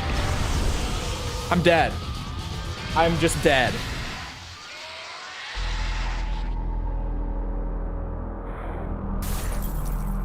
You can open the door. Oh, you can just literally go to the door and open it without actually fighting him. Okay, that's kind of funny. The fight triggers, but you can just leave. Okay, that's... You know, that actually makes sense now that you say it. That's kind of just funny.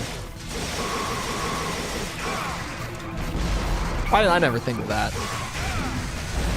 I mean, I think Griffin 1 is a perfectly fine fight. Like, unless you're speedrunning, there's not much reason to skip him. It's like, if you're doing rank, you skip. If you're doing, what's it? Speedrun, you skip. If you're just playing for fun, there's really not much reason to. It's not a bad boss fight.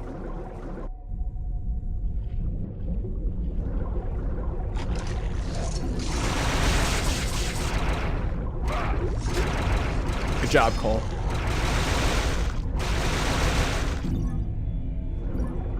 Go.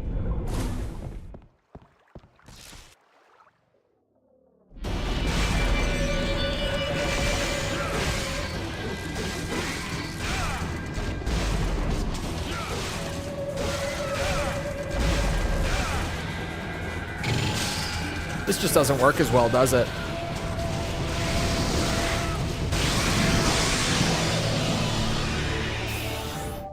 Certainly not. He is really annoying. I don't feel like he's bad, though. He's obnoxious here because the lasers are different and you're at such a weird angle. So he has these weird attacks specific to this fight where he just like flies above you and like shoots you down, and he's got like that little laser eagle. Like, this Griffin fight mechanically is completely different from the first and third one. Weirdly. I mean, not that weirdly. They had to change it because of the arena.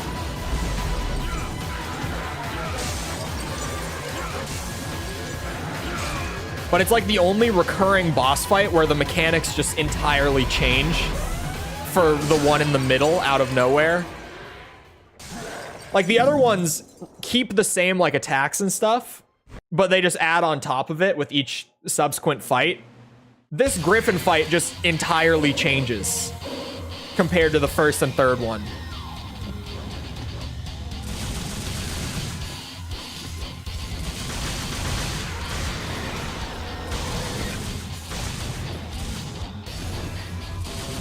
He's got a bunch of shit here that he never brings back afterwards and that he didn't have before.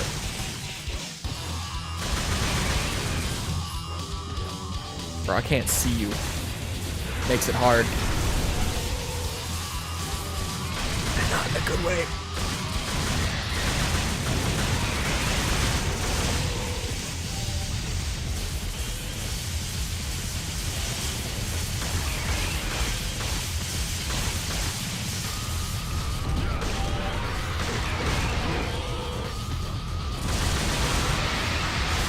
Oh, I ate that damage. Just for being dumb.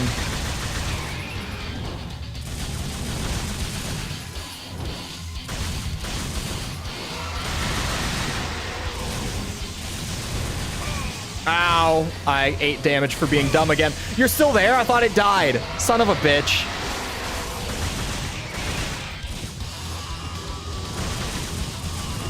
Griffin, you really...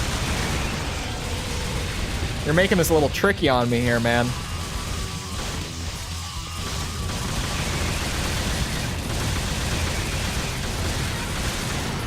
Oh my god.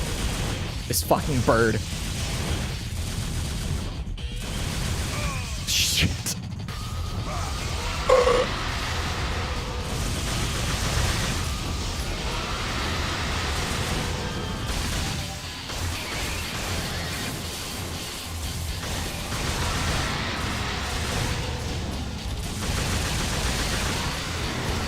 Oh my god, not again.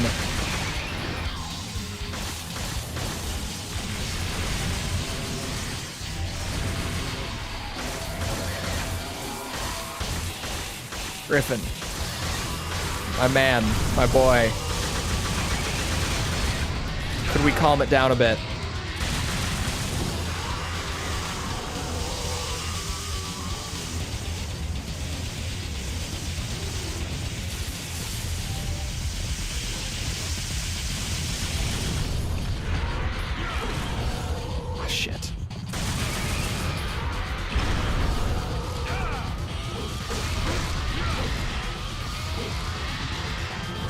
I don't have DT. It's gonna make this a little trickier. Okay.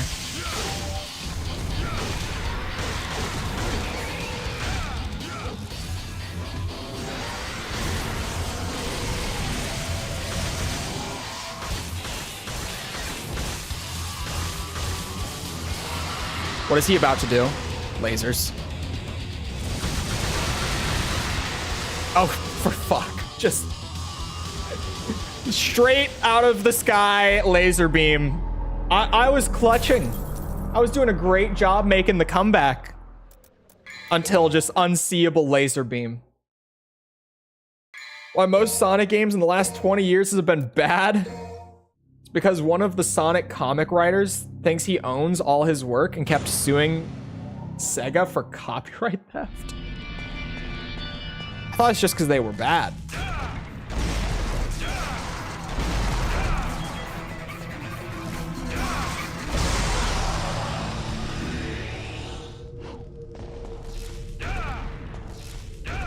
I've never gotten into Sonic before. I've played a bunch of the ones that are supposed to be the good ones.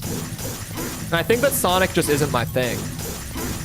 I think I've just come to that conclusion where it's just like, yeah, this is one that it's just not gonna be for me.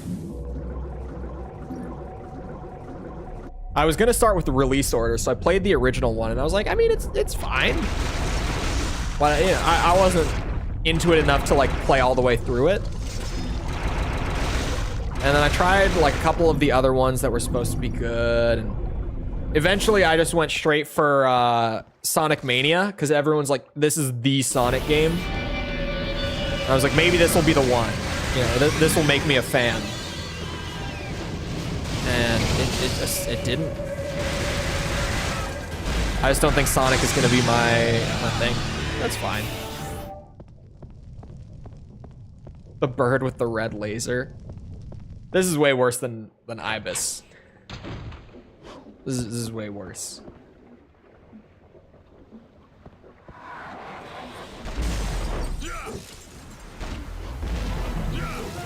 Thinks they stole from his writings.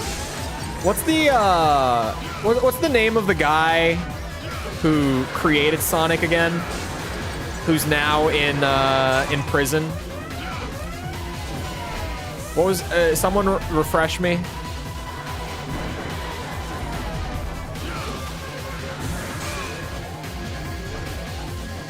I can't remember his name.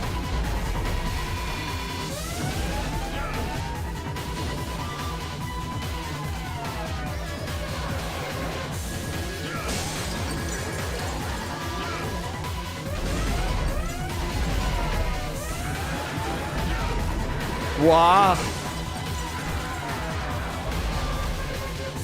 John Sonic. Yes, of course.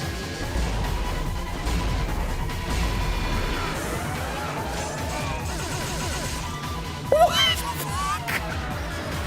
fuck? Is it Yuki? Is it Yuji? Yuji Naka? Yeah, Yuji Naka. That sounds right. Yes.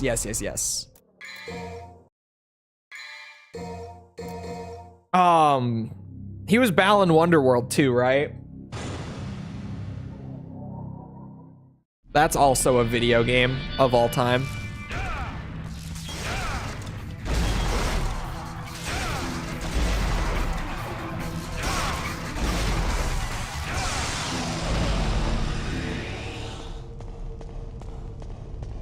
I remember the shitstorm when Balan Wonderworld came out.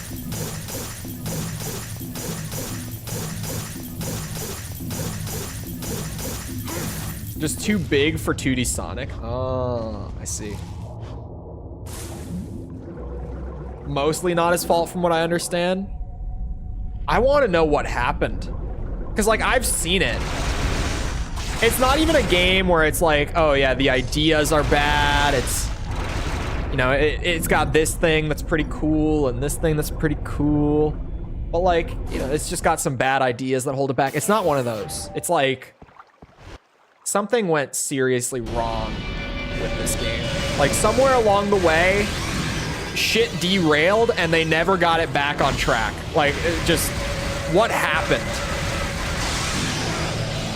It's like a DMC2 kind of game where you play it and you're just like, what? How did this happen? DMC2, we know how it happened. I don't really know what happened with Balan Wonderworld.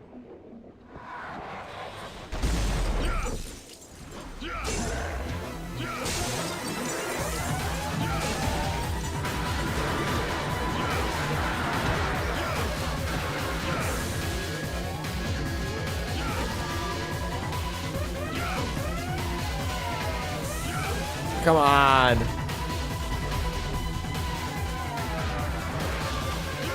Very mad at how it turned out. So curious.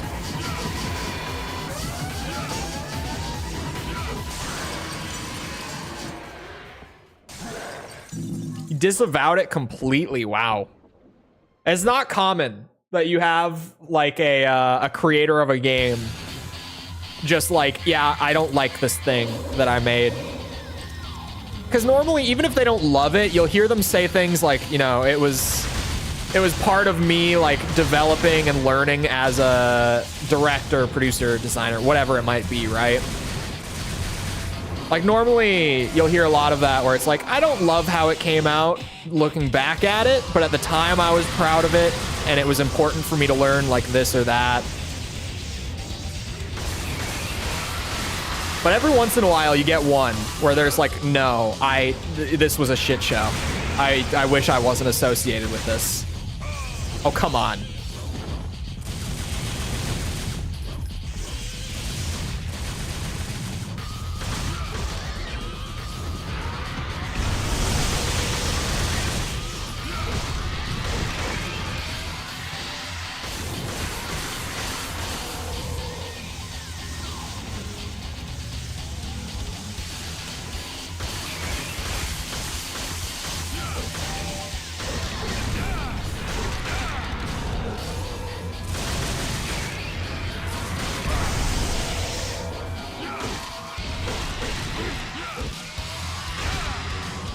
And we go. We escape. That one almost hit me.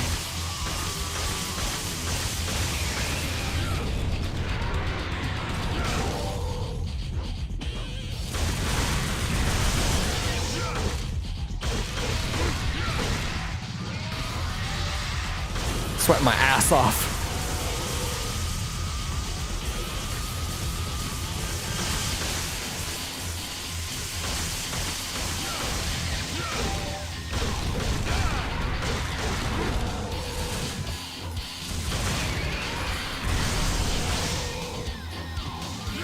No yap, only gamer mode.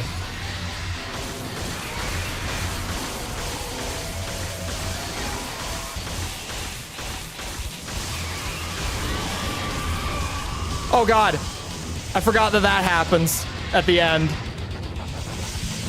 Jesus. He's dead. Was it good enough for rank?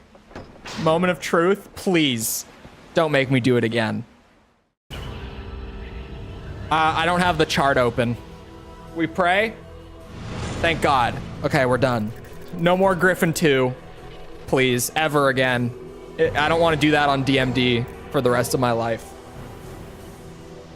It's a lot. Jesus. Yeah, it's something. Like, it's one of those games where even it's not something. A lot of things have to have gone wrong for the product to turn out like that.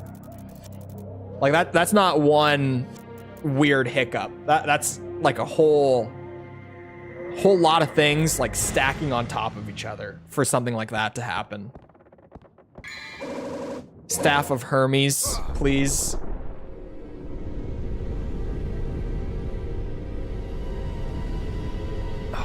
Griffin 2. Never again.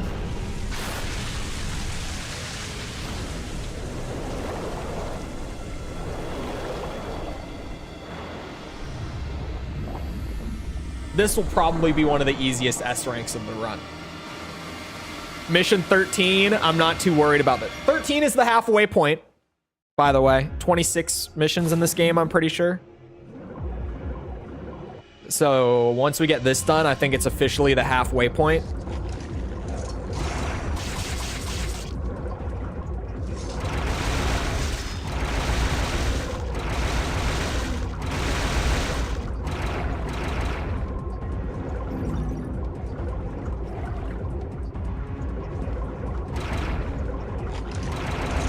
Whoa.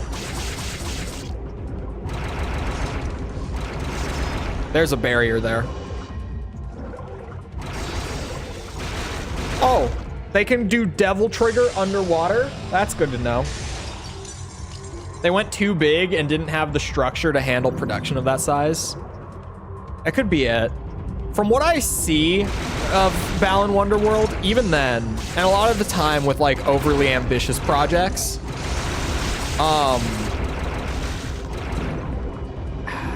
even for it to have come out the way it did, at some point, a good producer, a good leader in a studio taking on something like that would have to just like hold a meeting pretty much and be like, okay, you guys, this isn't working. We need to repurpose some things. We need to cut down the scale. We need to change the direction here so that this comes out not like shit. And clearly with that project, that just never happened. Oh, we're in like an intermission too. Oh no, there's 23 missions. We're past the halfway point. We've got 10 left. And what did we start on today? We started on 7, so we've gotten 7. We have 10 left. We can probably get pretty close, I'm not gonna lie.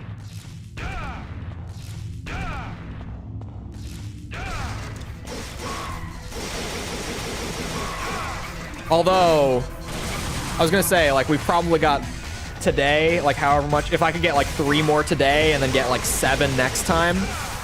But those last 7 missions are going to have like all of the craziest boss fights of the entire game in them. And so far, like every boss on this run has taken multiple attempts without fail. Oh my God, is this? No. Wait, is it?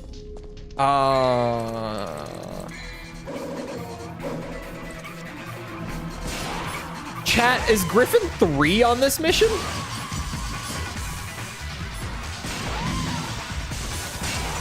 Great, DT already.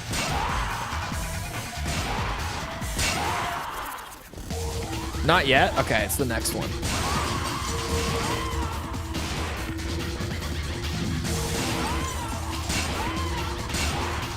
Hello?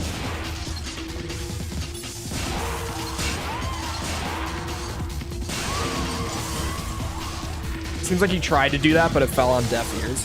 Well, yeah, leadership is always more than one person, right? Like, obviously your director has to, like, still, to a certain extent, especially when you're in AAA and you've got so many people, like, your director has to talk to, like, the producers, and then the producers have to, like, actually handle, like, the developers, like, the programmers, whatever it might be. It's Nightmare 2. We haven't even had Nightmare 1. No, Nightmare 1 isn't until we go back to the castle. For a second, I was like, oh, wait, when is Nightmare 1? But we still got a few missions until then. We don't have to think about Nightmare 1 yet. Which is good, because I really don't want to think about Nightmare at all. Shit.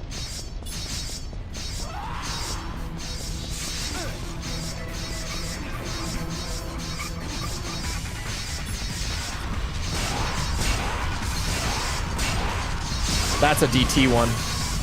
He's glowing red.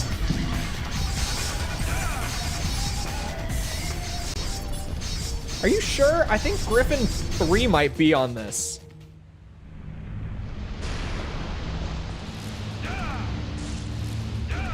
Oh no, Griffin 3 is next mission. Never mind. I remember where there's the mission endpoint in here. Hello, did a rock just fall?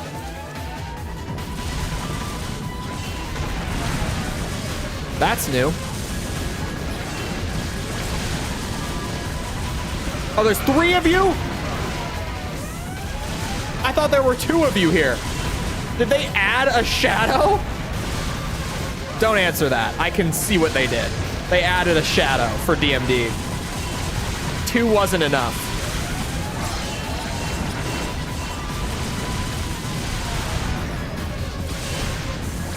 One of them's red, though.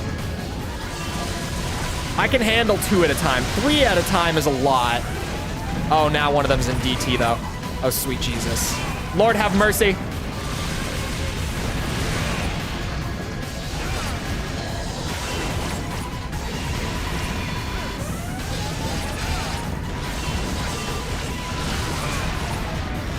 The third shadow wasn't enough. We added boulders and devil trigger.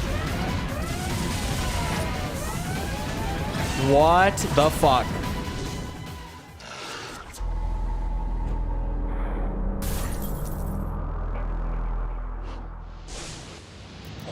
What?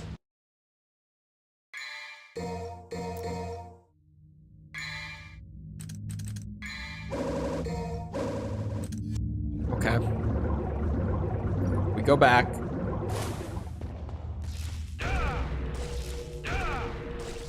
Vortex is probably not the worst idea for the spike section, but damage isn't really a huge worry. The main worry for rank in DMC1, like if we can get time and orbs, damage doesn't matter. I haven't been doing low damage. Like obviously you try to not take damage because we're on DMD. I only take a few hits until I die. I'm not worried about this chapter. No. I said that about the last one. For a second I was like, did I say that? I did say that. That was the last one, thankfully. This one, I would have been eating my words real fast. No, that like 2-minute underwater chapter. That one I wasn't worried about at all. For good reason. This one I'm now worried about. I mean, I wasn't overly worried about this one either. Now I am. Triple shadow with falling boulders is ridiculous. Like in that slim of an arena, there's not a whole lot of wiggle room in there to actually try to like space them out for doing the melee and stuff. Come on.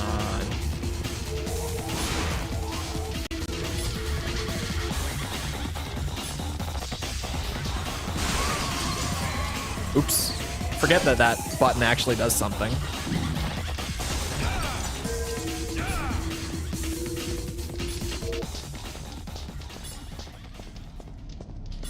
I hear one. The music might have stopped, but I'm not fooled. Oh, if I... Chris would have punched those boulders. I'm sure he would have. Okay, no, the auto lock isn't like going towards the sin scissors. I always want to say death scissors. Sin scissors.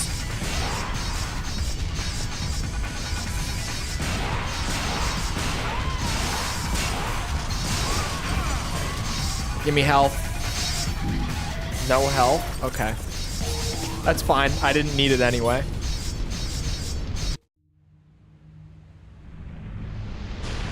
I'll just fight these shadows with no health. Vortex is a great idea when the spikes don't deal 5 times the damage, is what I learned there. Wait, were those blades? I heard blades. This is actually huge.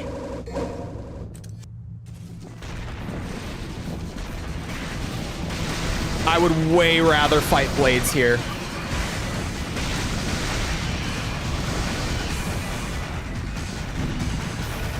Health, anyone? Thank you. Oh, there's more of you. Wonderful. About that. I have a grenade launcher. Leave me alone.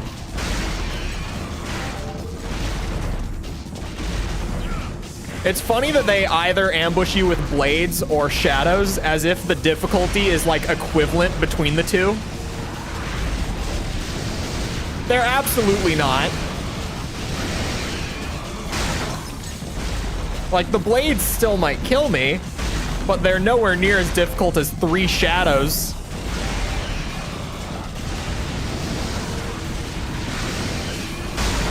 Please drop help.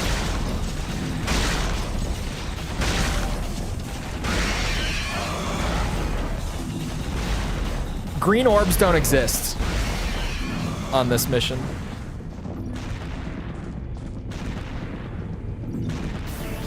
Clearly. No such thing as a green orb.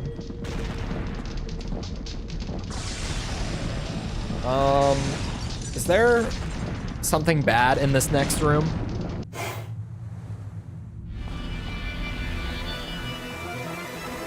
I shouldn't have asked.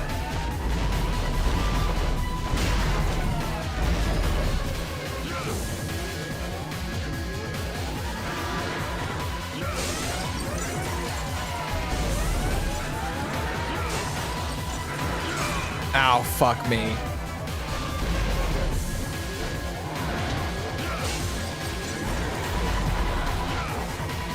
Where did he go? Oh yeah, this is fine. This is fine.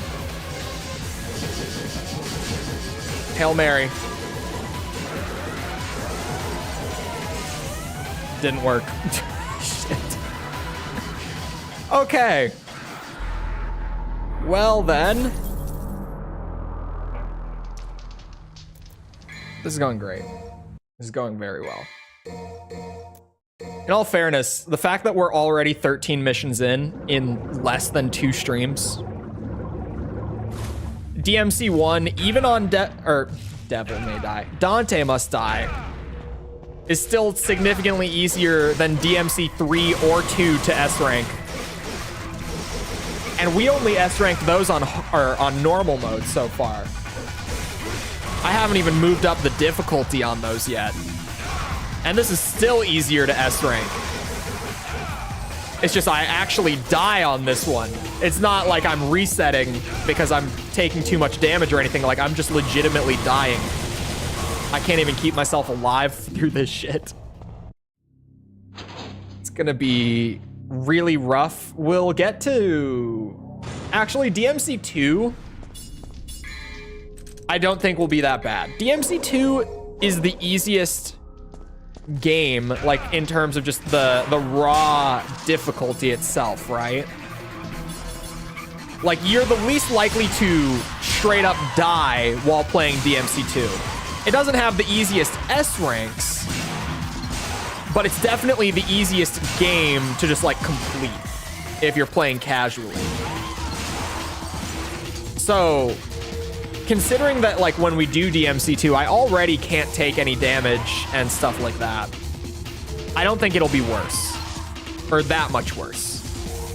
In terms of the difficulty of the S ranks.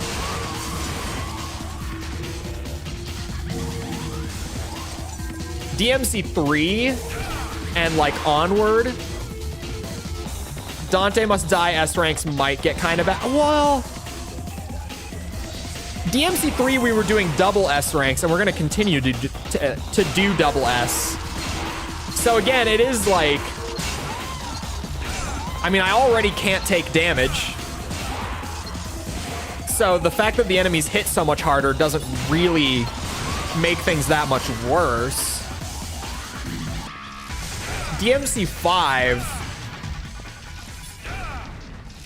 straight up doesn't have a damage requirement. I don't know if DMC4 does or not, but 5 doesn't, and I know that.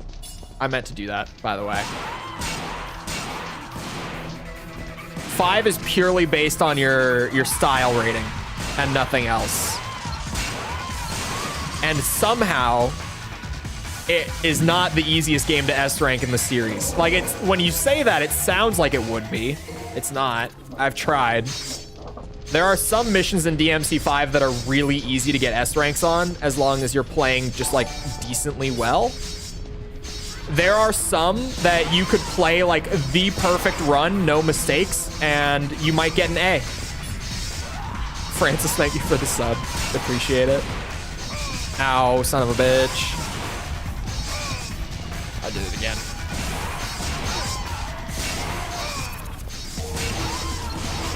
Oh my god. I might be bad at video games. No help. Ow.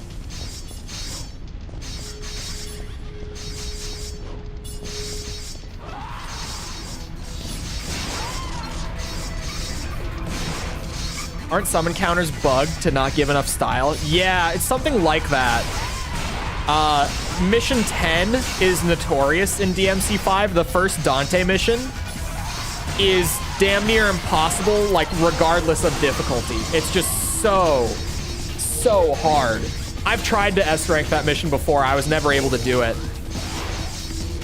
I did give it a good amount of tries too. And I'm a Dante main on DMC5. It's my favorite character. He's the character I play the most. And I really couldn't get it. It was so hard.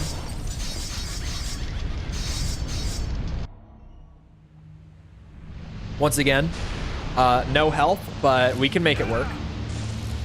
Pray for good RNG. We hope that it's blades. Well, here we go.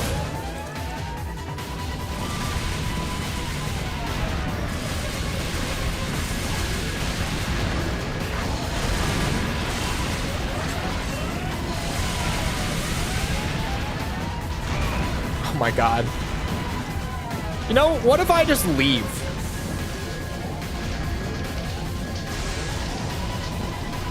I could maybe still get enough orbs if I skip them. This is maybe some copium, but it's worth a shot. Oh my god. No, this mission is actually fucked. This is going to be one of the worst ones of the playthrough. I didn't expect it to be going in. To be fair, it's because there's normally not 3 shadows and this guy and 5 times the damage. Oh, sweet Jesus. Okay. Yep. This one's a lot. This one's a whole lot. Yeah, DMC 5 S ranks weirdly aren't like on the easier end of things. The reboot, DMC, I know has triple S ranks. From what I understand, I have no firsthand experience. I've mentioned it before. When I went into this, I have never tried to S rank DMC 4 or DMC. So those are the 2 that I'm kind of just going in blind with. From what I understand, even with triple S ranks, I don't think that the reboot is going to be that bad. Because I think that just getting triple S is easier. Overwatch PvE seems to be completely canceled. Oh yeah, they announced that a long time. Like, they just straight up said, yeah, we're not doing it. Like a good while ago. It's why the game got review bombed on Steam.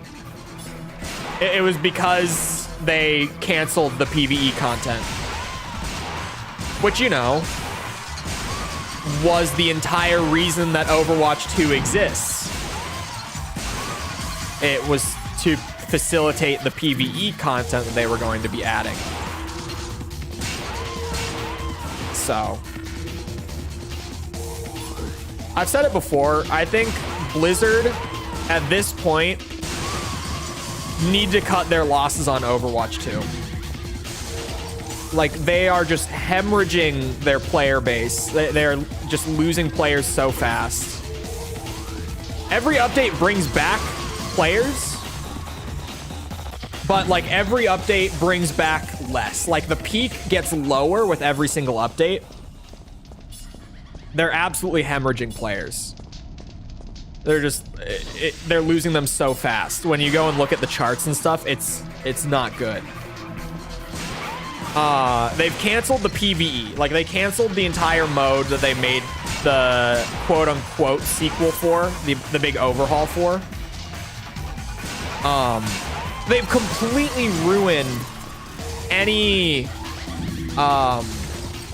goodwill with the community that they had in terms of Overwatch. Like, if they actually made a new game for, like, Overwatch 3, you know, just in theory, if they did a full brand new launch for Overwatch 3, people would play it, but it would be nowhere near as big as, like, Overwatch 2's launch was, because they've just completely destroyed the goodwill surrounding the Overwatch community. After the poor sales numbers of recent content, Blizzard canceled it again?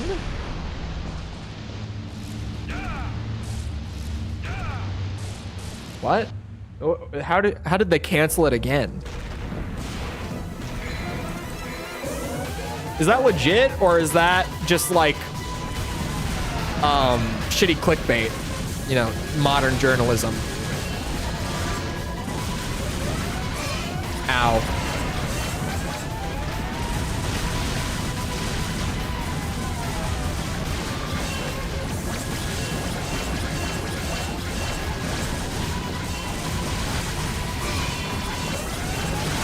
Oh my god.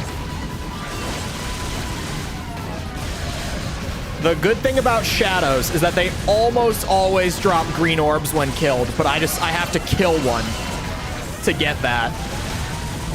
And right now it's looking a little grim. Uh-oh. Yeah, I'm dead. Oh boy. We're in for one, boys.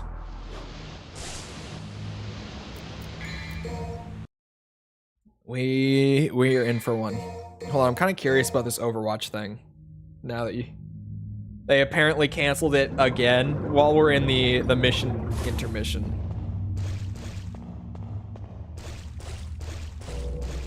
I'm curious to see what the articles are saying. Can't wait for DMC3 DMD. It's like adding like more enemies, different enemy varieties, and Devil Trigger to DMC3 is going to be not good.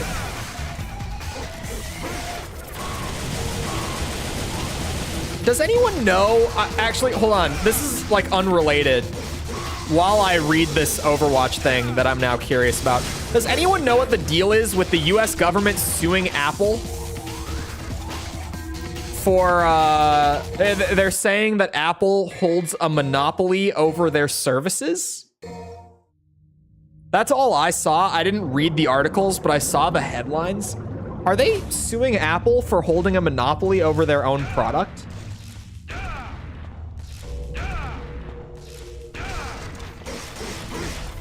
Or is there something more to it and the headlines are just like really strangely worded?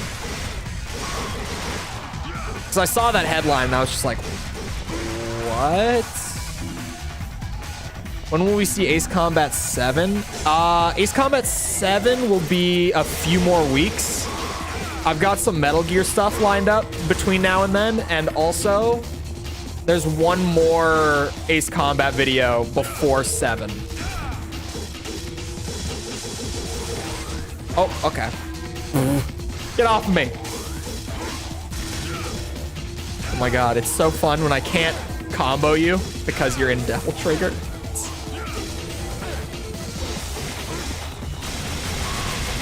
It'll reset my health when the actual mission starts. So for now, that'll do it.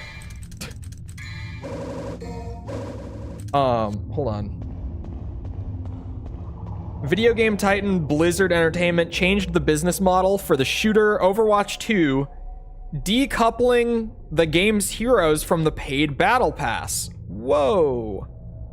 That's actually pretty big, because that was one of the shittiest parts of Overwatch 2, is they kept adding new characters, but then making you unlock them through the paid battle pass. Or, well, okay, what it was you could unlock them for free by paying for the battle pass and immediately get them. For free, in quotes, as like a bonus. You could immediately unlock the hero for the season, or you could play up to like tier 50 or something and unlock them naturally. It was awful.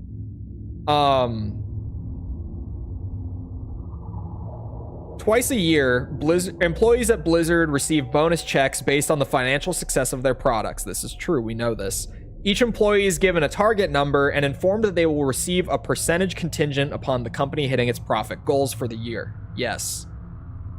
These profit-sharing bonuses are an important part of Blizzard's compensation packages. For decades, prospective employees have been told that while the company does not pay base salaries as high as nearby competitors, such as Riot Games, they make up for it through profit-sharing from lucrative hits like World of Warcraft. Bonuses at Blizzard usually arrive in two chunks, one in August for the first half of the year and one in March for the second half of the previous year. In August 2023, the Overwatch 2 team members were told that based on the game's poor financial performance in the first half of the year, they shouldn't have received anything. I remember hearing this, and this was crazy.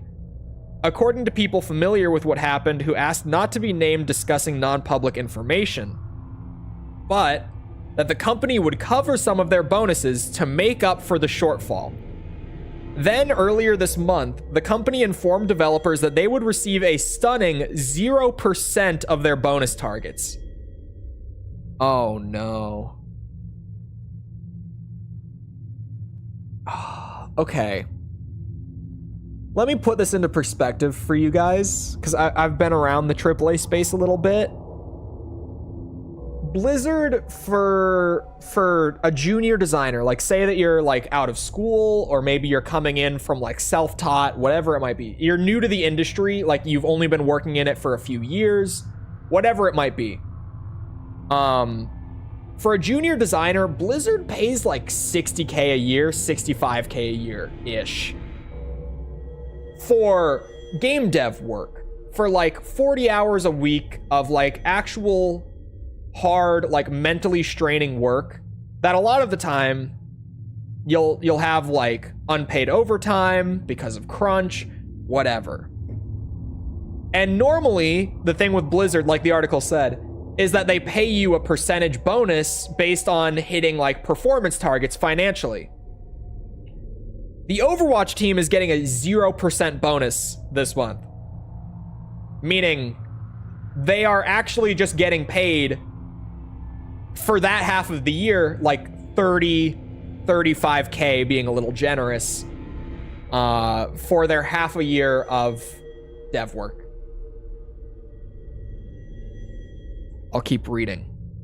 Failing to get any profit-sharing bonus is rare at Blizzard and is the result of a major policy change that was enacted in 2023.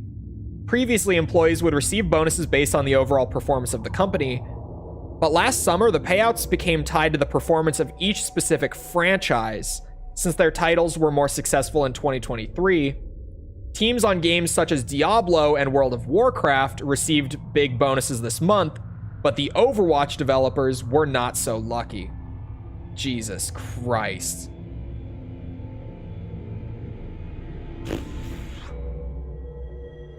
I mean, that I could keep reading. That's Bloomberg, by the way. That's a good outlet. Just for the record, for anyone who's like, okay, but who is this coming from? Bloomberg, who is probably, if you ask me, I would say Bloomberg is at least a top 3 news outlet when it comes to the games industry right now. If not, just like, I would, off the top of my head, I would say they're probably the best one right now. How to radicalize your employee. That is just awful. That is really bad. Like, the policy change, in theory, it's not that bad, right? It's like, okay, we're gonna separate you guys based on what team you're in, because maybe the Overwatch guys aren't bringing in the money, so it's kind of unfair to pay them the bonuses from the Diablo team. Like, in theory, that policy change isn't that bad. And back when they made it and I heard about it, I didn't really think anything of it. But now that they've had a bonus this month, that's like, okay, Overwatch team is getting 0% of the bonus. Diablo guys, WoW guys, you guys are getting paid a lot extra this month because your games did very, very well last year. That, I mean, okay, let me put it this way. The game is already suffering. Now imagine what happens to the morale and the actual output of your team when they get paid 0% bonus while their colleagues who are working on other projects are getting paid large bonuses. That's not going to make things any better. There's no timeline in which that makes things better. There's not. That only works out very poorly. Yikes. I genuinely, I think Overwatch 2 needs to cut their losses. I think Blizzard needs to just take a step back and say, like, yes, we invested a lot in this, but it's time that we put these developers onto other things that are going to perform better. Because the reality is Overwatch 2 is not bringing in enough money to justify the ongoing development. And like, not in a way of like, yeah, they're spending a ton, but like things are getting better. Like, no, things aren't. They're spending a ton and things are getting worse over time. I really think that they would just be best off ending live support for Overwatch 2. And like, just take the L on it, you know? Just accept, like, publicly, just sit down and be like, yes, we fucked up. We're gonna move on. And so few people will be upset with you if you do that. Because I think even people who are like actively playing Overwatch 2 right now can see that, like, yeah, the game is not in a good state. It hasn't been in a good state for a long time. Give me a new Crash. I don't know what's gonna happen with Crash. Because Toys for Bob just left Activision. So I'm not entirely sure what the future holds for the Bandicoot. God damn it. God damn it.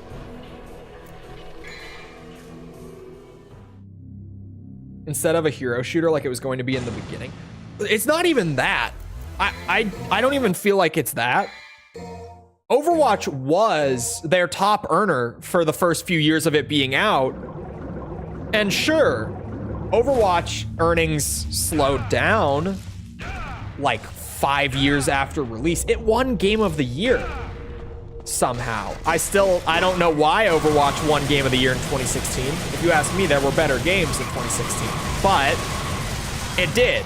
It won Game of the Year. It made them a fuck ton of money. The thing is, the game went downhill in terms of its active support. If they had left the game in the state that it was in like 2022, like early 2022, pre-Overwatch 2 update, it wouldn't exactly be thriving, but I do genuinely believe that if it had just been left in that state of like there is no ongoing support, it probably would be going better than it is right now if they just hadn't messed with it. If they had just left it as is, you know, had like a small support staff to like make sure servers are still going, make sure the game doesn't break because of like a Windows update, you know, stuff like that. I think that financially the game would be in a much better state. I think that Blizzard looked at Overwatch and said, this game used to make more money than it does. I'm also pissed, but at least he dropped a green orb. They looked at it, they said, the game used to make more than it does. Let's fix that. Let's get Overwatch to make a lot of money again. How do we do that? And for some reason, they thought, let's overhaul the entire base of the game. Let's set our sights really high. And for a bit, it worked. Like, when Overwatch 2 came out, I think that was actually, like, peak earnings for the game lifetime. I don't know if that's true, but I would have to guess that it was. Because I know that in terms of, like algorithm attention on Overwatch at the time that the update dropped, Overwatch interest on things like YouTube and Google and whatever hit an all-time high when Overwatch 2 came out. So I would have to assume that it was also bringing in the most money it ever was. Just, you know, it's a live service game. Player retention pretty much directly translates to profits. But they really dropped the ball. Like, they just from things like locking the new characters behind the battle pass to seasons taking a long time, like much longer than initially expected for the game. So like, even though it is a game that's getting live support, it doesn't feel like there's much getting added to the game on a regular basis. On top of that, you've got, they got rid of loot boxes. So now you can't even like play to like grind for cosmetics the way that you used to if you were a free to play. Well, I guess the game was $40 back in the day. Like when I bought Overwatch, it was a $40 package. Thank God we got blades, by the way. This is gonna be huge. Like there's nothing to really keep you playing if you're actually a free-to-play player, because there's no way to earn things unless you pay. So that definitely doesn't help with retention. The balance changes have been awful. Like, the new healing passive stuff is just, I don't even know what they were thinking. Outside of like, you know, it'll make headlines in gaming outlets if we do something this radical. That's maybe a little pessimistic of me to think that that's why they did it, but genuinely, it doesn't feel like a change that was made for the health of the game, like the balance of the game. They just fucking killed a role. Like, the importance of the support role was hit massively. If your supports aren't doing their job, you're not gonna lose the game over that anymore. Like, you know, Overwatch used to have this balance that made it interesting where, like, everyone has to be doing their job for your team to do well in the match. Now your supports could be sitting there with their thumb up their ass and everyone's passively healing.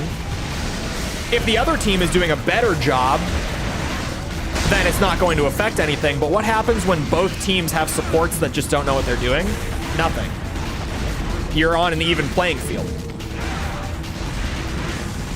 Like, everyone has passive heals. It's not as good as passive plus active heals, but it's not going to ruin the match. It was a terrible change. I don't know what the fuck they were thinking. Its consequences have been a disaster. Got it for 20 on sale. Did I get it? No, I bought it at launch. I didn't get it. I think I got it on sale on PC, because when I bought it in 2016, I think I bought it on Xbox.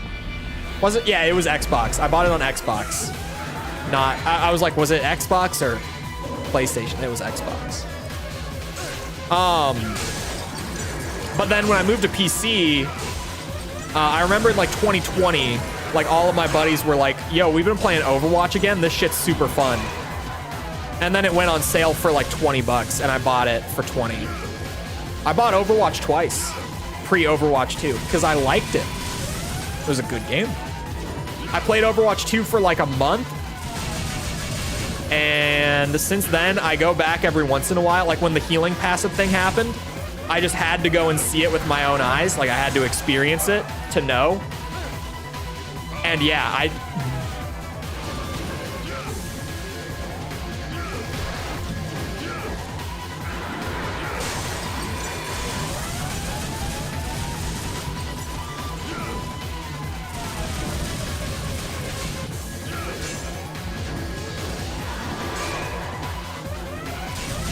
please don't kill me.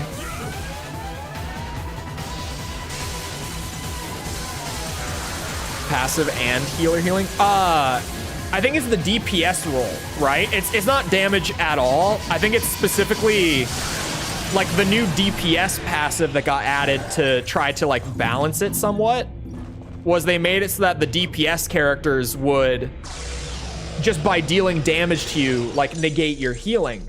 But then, like in doing that, not even as a broader like change, but as a very specific thing, you've unintentionally nerfed Ana, the character who had the grenade that could prevent you from healing.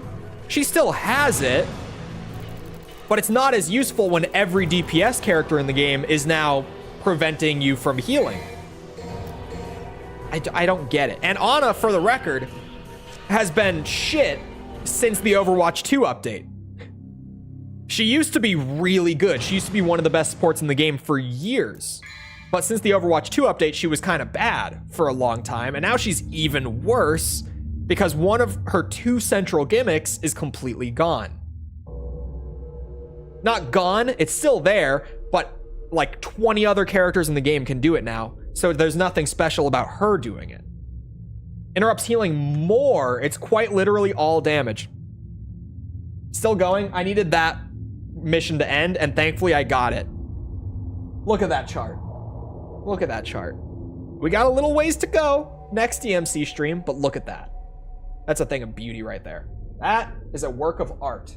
Somehow, I managed to have turned on my Xbox and popped out my Ace Combat 6 disc with my feet without noticing. I just looked down and the disc was hanging out of the drive. Anyway.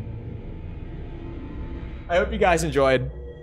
If you did enjoy and you haven't done so already, feel free to go ahead and leave a sub. Come back another time. We're doing this. We're doing, what are we doing? Armored Core, Ace Combat, Metal Gear. We're streaming a lot right now. I'm bouncing around a ton, but we're doing it. Feel free to come back for any of it. After this, I'm kind of like, after we finish DMC 1 S ranks, I'm leaning towards we might do the first DMC 4 run and get like the Nero and Dante normal mode, whatever it's called. Because I know that's when they started changing the difficulty names, was 4. But whatever the normal equivalent is, we might do the S ranks for that just to shake things up a little more. Especially with DMC 1 being like out of rotation once I finish this run of it. It'll be nice to have a game kind of take its place. Yeah, I think I'm going to do that. Is it Devil Hunter? That sounds right. Or is that hard mode? I don't remember. I remember they changed it and it was weird. Human is easy, you're right. I know that one is definitely right. Devil Hunter, that might be normal. I think that's it. Anyway. Also, if you enjoyed, feel free to leave a like. Helps out a lot with algorithm. Blah, blah, blah. If you're looking for things outside of YouTube, like Discord server, Twitter, whatever it might be, those are in the description. If you haven't seen the Armored Core reviews before, I did those last year. All 16 of them are there, complete. You can watch them from beginning to end. It's like 4 hours in total. In my opinion, they're pretty good. I'm not biased, but they're all right. Check those out if that interests you. Other than that, though, once again, I hope you guys enjoyed. I'll see all of you guys back here next time. I'm talking too fast. I hope you all have a great rest of your day. Thank you for coming to the stream, and goodbye.